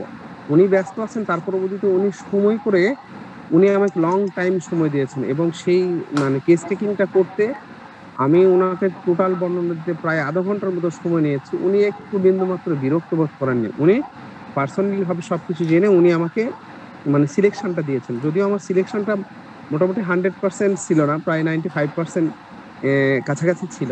একটু ঝামেলা ছিল। তো ওটা উনি আমাকে ক্লিয়ার করে দিয়েছিলেন পার্সোনালি ভাবে। তো এইরকম মানে এটা সবার কাছ থেকে পাওয়া সম্ভব নয়। সবার কাছে পাওয়া সম্ভব না। আমরা দেখছি, আমরা শুনছি বাংলাদেশে আরো অনেক গুরুত্বপূর্ণ গ্রুপ আছে। সেগুলোতে পেমেন্ট গ্রুপ কিন্তু। তারাও দেখা যাচ্ছে যে খুব বেশি যে ভালো শিখায় এইরকম কিন্তু না। কিন্তু তারপরেও যদি স্যার কেন? উনি ইন্ডিয়াতে আছেন, আমরা বাংলাদেশী মানুষ। হয়তো ইন্ডিয়ার অনেকে আমাদের সাথে সংযুক্ত আছেন, সেটা ঠিক আছে। কিন্তু ভালোবেসে উনি আমাদেরকে শিখাচ্ছেন। আমরা চেষ্টা করব উনার সুবিধা মতো সময়ে, উনার সুযোগ মতো সময়ে আমরা একটু শেখার জন্য। ঠিক আছে? এইটা মনে হয় আমার ব্যক্তিগত ওপিনিয়নটা আমি বললাম। হয়তো কেউ মনে কষ্ট পেতে পারেন। তো এইটা মনে হয় ভালো হয়। ঠিক আছে? ধন্যবাদ। জি স্যার, ধন্যবাদ স্যার, আপনি সুন্দর বলেছেন স্যার। আমরা সবাই চেষ্টা করবো স্যারকে ক্লাস শেষে দ্রুত ছেড়ে দেওয়ার জন্য ইনশাআল্লাহ। সালাউদ্দিন স্যার যে মানে যে টেক্সটটা দিয়েছিলেন আর কি দীর্ঘক্ষণ ক্লাস করার জন্য, ওটা কি করছিলেন আজকে মনে হয় না? জি, জি, জি। বলতেছি এই যে ১ ঘন্টার টাইম ওভার হয়ে গেলে যে সংকেত দেয় বা কেটে যায়, এটা তো আজকে হয় নাই আর কি। জি, জি, আমি তো আপনি এটা কিভাবে কি করছেন আর কি সেটাও। আচ্ছা, আচ্ছা, আমি জি, জি স্যার, বুঝতে পারছি স্যার। আমি অন্য একটা আইডি থেকে গুগল মিটের লিংক দিয়ে মোবাইল লিংক দিয়ে আবার ল্যাপটপ থেকে ঢুকেছি অন্য আরেকটা আইডি থেকে, লিংক দিয়েছি একটা আইডি থেকে আর ল্যাপটপ থেকে ঢুকেছি অন্য একটা আইডি থেকে। আর দুটাই আমার রানিং আছে, মোবাইলেরটাও রানিং চলতেছে আর ল্যাপটপেরটাও রানিং চলতেছে, দুটাই। বুঝতে পারছি। মূলত মানে সিস্টেম হচ্ছে ওইটাই, মানে মোবাইল থেকে লিংক ক্রিয়েট করবেন, অন্য আইডি তে ঢুকবেন, মোবাইলেরটা বন্ধ করে বা লিভ নিলেও সমস্যা নাই আর কি। মানে মোবাইলেরটা একবার লিভ নিয়ে আবার যদি জয়েন হন কোনো সমস্যা না। মানে এই ক্ষেত্রে মানে আপনি আলটিমেট মানে আনলিমিটেড টাইম পাবেন। বাট যদি মোবাইল থেকেই মানে এই ক্রিয়েট করে আবার মোবাইলই থেকে যান, সেক্ষেত্রে আপনাকে ওই 1 ঘন্টা পর টাইম বেঁধে দিবে আর কি। জি জি, আজকে তো টেস্ট করলাম যে অন্য একটা আইডি থেকে লিংক ক্রিয়েট করলাম মোবাইল থেকে, দিয়ে ল্যাপটপ থেকে অন্য একটা আইডি দিয়ে জয়েন করলাম, দুইটা আইডি।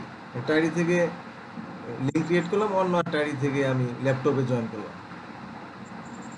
ঠিক আছে, সমস্যা নেই। তাহলে আজকে শেষ করে দিই স্যার। হ্যাঁ, আমরা শেষ করে দিই। প্রবদিতেও ওই যে শেষ হয়ে হইল না শেষ, ঠিক আছে। সেটা হচ্ছে আমরা কিন্তু একটু গ্রুপে আমরা ওপেনলি মনে হয় আবার মনে হয় যে আমরা যেমন নেট্রামিয়ন নিয়ে আলোচনা করেছিলাম, তারপর ওইতে এরকম ভাবে আমরা অ্যানাদার মেডিসিন গুলো নিয়ে বারবার আলোচনা করলে ওই যে out of sight out of mind ঠিক সেটা হয়ে যাবে না আর কি। বারবার চোখের সামনে নজরে আসছে, মনে থাকাটা সহজ হয়ে যাবে। আজকে দেখলাম, আমি ব্যস্তই ছিলাম, দেখলাম যে আগের মেডিসিন গুলো নিয়ে কম্পারেটিভ একটু আলোচনা হচ্ছিল। এরকম আলোচনাটা খুব বেশি পজিটিভ, এটা হওয়া দরকার। খুব ভালো লাগছে। জি ইনশাআল্লাহ আগামীকাল থেকে আবার আতিকুল্লাহ স্যারকে অনুরোধ করব, আমরা আতিকুল্লাহ স্যারই বেশি অগ্রণী ভূমিকা পালন করেন। ইনশাআল্লাহ আমরা সবাই আগামীকাল থেকে আবার শুরু করব। হ্যাঁ, এটা আর হচ্ছে আপনারা আবার মন খারাপ করেন না। আমার অনেক ইচ্ছে সত্যি আছে, কিন্তু অনেক ইচ্ছে থাকা সত্ত্বেও দেখা যাচ্ছে যে আমি সকাল 10টা থেকে বিকেল 4টা পর্যন্ত প্রায় পরাধীনের মতো থাকি। পকেটে মোবাইল থাকে, দেখা যাচ্ছে যে আমি মোবাইল রিসিভ করতে পারি না, এরকম হয়ে যায় অনেক সময়। তো সেই ক্ষেত্রে আমার উপর কেউ মন খারাপ করবে না। আমি যখনই সময় পাই কোনো কিছু দেখলে আমি সেটা রিপ্লাই দেওয়ার চেষ্টা করি আর ঠিক আছে। বুঝতে পারছি স্যার। তো আতিকুল্লাহ স্যারকে বলবো আগামীকাল থেকে অগ্রণী ভূমিকা পালন করার জন্য, আর আমরা সবাই যথাসাধ্য জয়েন করবো ইনশাআল্লাহ। আতিকুল্লাহ স্যার কিছু বলেন। একাই পোস্ট করে একা উত্তর দিতে খারাপ লাগছে। হ্যাঁ, মানে আমার সাথে আর 2-1 জন যদি যোগ হয়ে যায়। হ্যাঁ, স্যার গুরুত্বপূর্ণ কথা বলেছেন। দেখা যাচ্ছে যে যারা একটু কম জানতেছেন বা দেখা যাচ্ছে যে এজিটেশন ফিল করছেন যে না আমি এটার উত্তর দেব কেমন হবে, আপনি উত্তর দিতে না পারেন, ন্যূনতম আপনি প্রশ্নটা তো করতে পারবেন যে এটা কেমনে হলো, এটা কি হলো, একটু প্রশ্ন করলে তাহলে দেখা যাচ্ছে যারা একটু জানতেছে বা যাদের মধ্যে একটু কনফিডেন্স আছে তারা হচ্ছে অ্যান্সারটা দিয়ে দিচ্ছে। হ্যাঁ, অনেক সময় অ্যান্সার দেওয়ার ক্ষেত্রে দেখা যাচ্ছে একটু ভুলও হতে পারে, সেটাও সমস্যা নেই, সেটা আবার দেখা যাচ্ছে আলোচনার মাধ্যমে সঠিক সিদ্ধান্ত দেওয়া যাবে। ঠিক আছে না স্যার? আতিকুল্লাহ স্যার, ভুল তো হবেই, নতুনদের ভুল তো হবেই। হ্যাঁ, অন্তত প্রশ্নটা করলেই তো হয়, কিন্তু প্রশ্ন করছে না, অ্যানসারও দিচ্ছে না। আমি একা প্রশ্ন করলাম, কিছুক্ষণ পর আবার একাই অ্যানসার দিয়ে দিলাম, এটাই চলছে দেখছি। আতিকুল্লাহ স্যার তো রাগ করছেন নাকি স্যার? রাগ করিনি, আমরা তো নতুন একবারে স্যার, আপনার কাছ থেকে আমরা শিখতে চাই। তো ইনশাআল্লাহ চেষ্টা করবো আগামীকাল থেকে আমরা সবাই। স্যার আমি আজকে আমি যেটা দেখছি যে অনেকে হয়তো হেজিটেশন ফিল করছিল যে আমি তো কিছুই জানি না বা আমি এতটুকু জানি, আমি কি প্রশ্ন করব। আসলে কি প্রশ্ন এটা না, আপনি একটা ভুলভালি প্রশ্ন করেন, সমস্যা নেই, ভুল থেকেই শুরু হোক, সমস্যা নেই, ভুল থেকে আস্তে আস্তে দেখা যাচ্ছে। এতদিন আশা করি মেসেঞ্জার গ্রুপটা রানিং হয়ে যেত, আমি তো জানতামই না যে এরকম একটা গ্রুপ আছে মেসেঞ্জারে। ওই জন্য আমি প্রথম থেকে বলছিলাম একটা গ্রুপ ক্রিয়েট করার জন্য, ওপেন ডিসকাশনের। শেষে আমি নিজে হোয়াটসঅ্যাপ গ্রুপ তৈরি করলাম।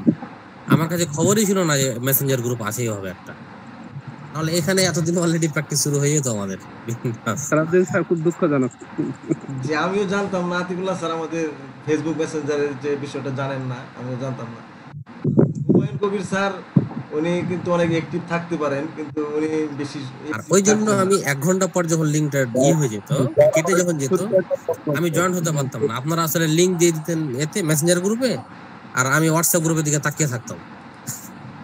হাতেগুলো স্যার সুন্দর আমার ছোট্ট একটা প্রশ্ন ছিল। প্রশ্নটা হচ্ছে এই, আসলে দিনের বেলা কর্মব্যস্ততা অনেক ব্যস্ত থাকতে হয়, তো দিনের বেলা আপনি পুশ দিলেও সেটা আনসার দেওয়া সম্ভব হয় না, বা প্রশ্ন করার নিজেও প্রশ্ন করতে পারি না, সে সুযোগ থাকে না।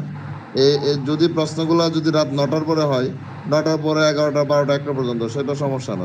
সেই ক্ষেত্রে নিজেও প্রশ্ন করতে পারি বা আনসার দেওয়ারও চেষ্টা করতে পারি। 24 ঘন্টা ওপেন, 24 ঘন্টা ওপেন আছে, কোনো সমস্যা নেই, প্রশ্ন উত্তর চলতে থাকলেই হলো। পরে কোনো সমস্যা নেই, সময় দিতে পারবো ইনশাআল্লাহ।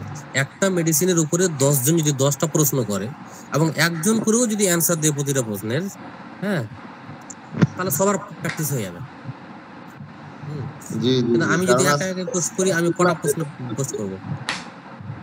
আজকে যা শিখলাম এটার উপর যদি আমরা 10 জন একটা করে প্রশ্ন রাখি এবং আনসার দেওয়ার চেষ্টা করি, তাহলে কিন্তু আমাদের রিভিউ হয়ে গেল, আবার শেখা হয়ে গেল।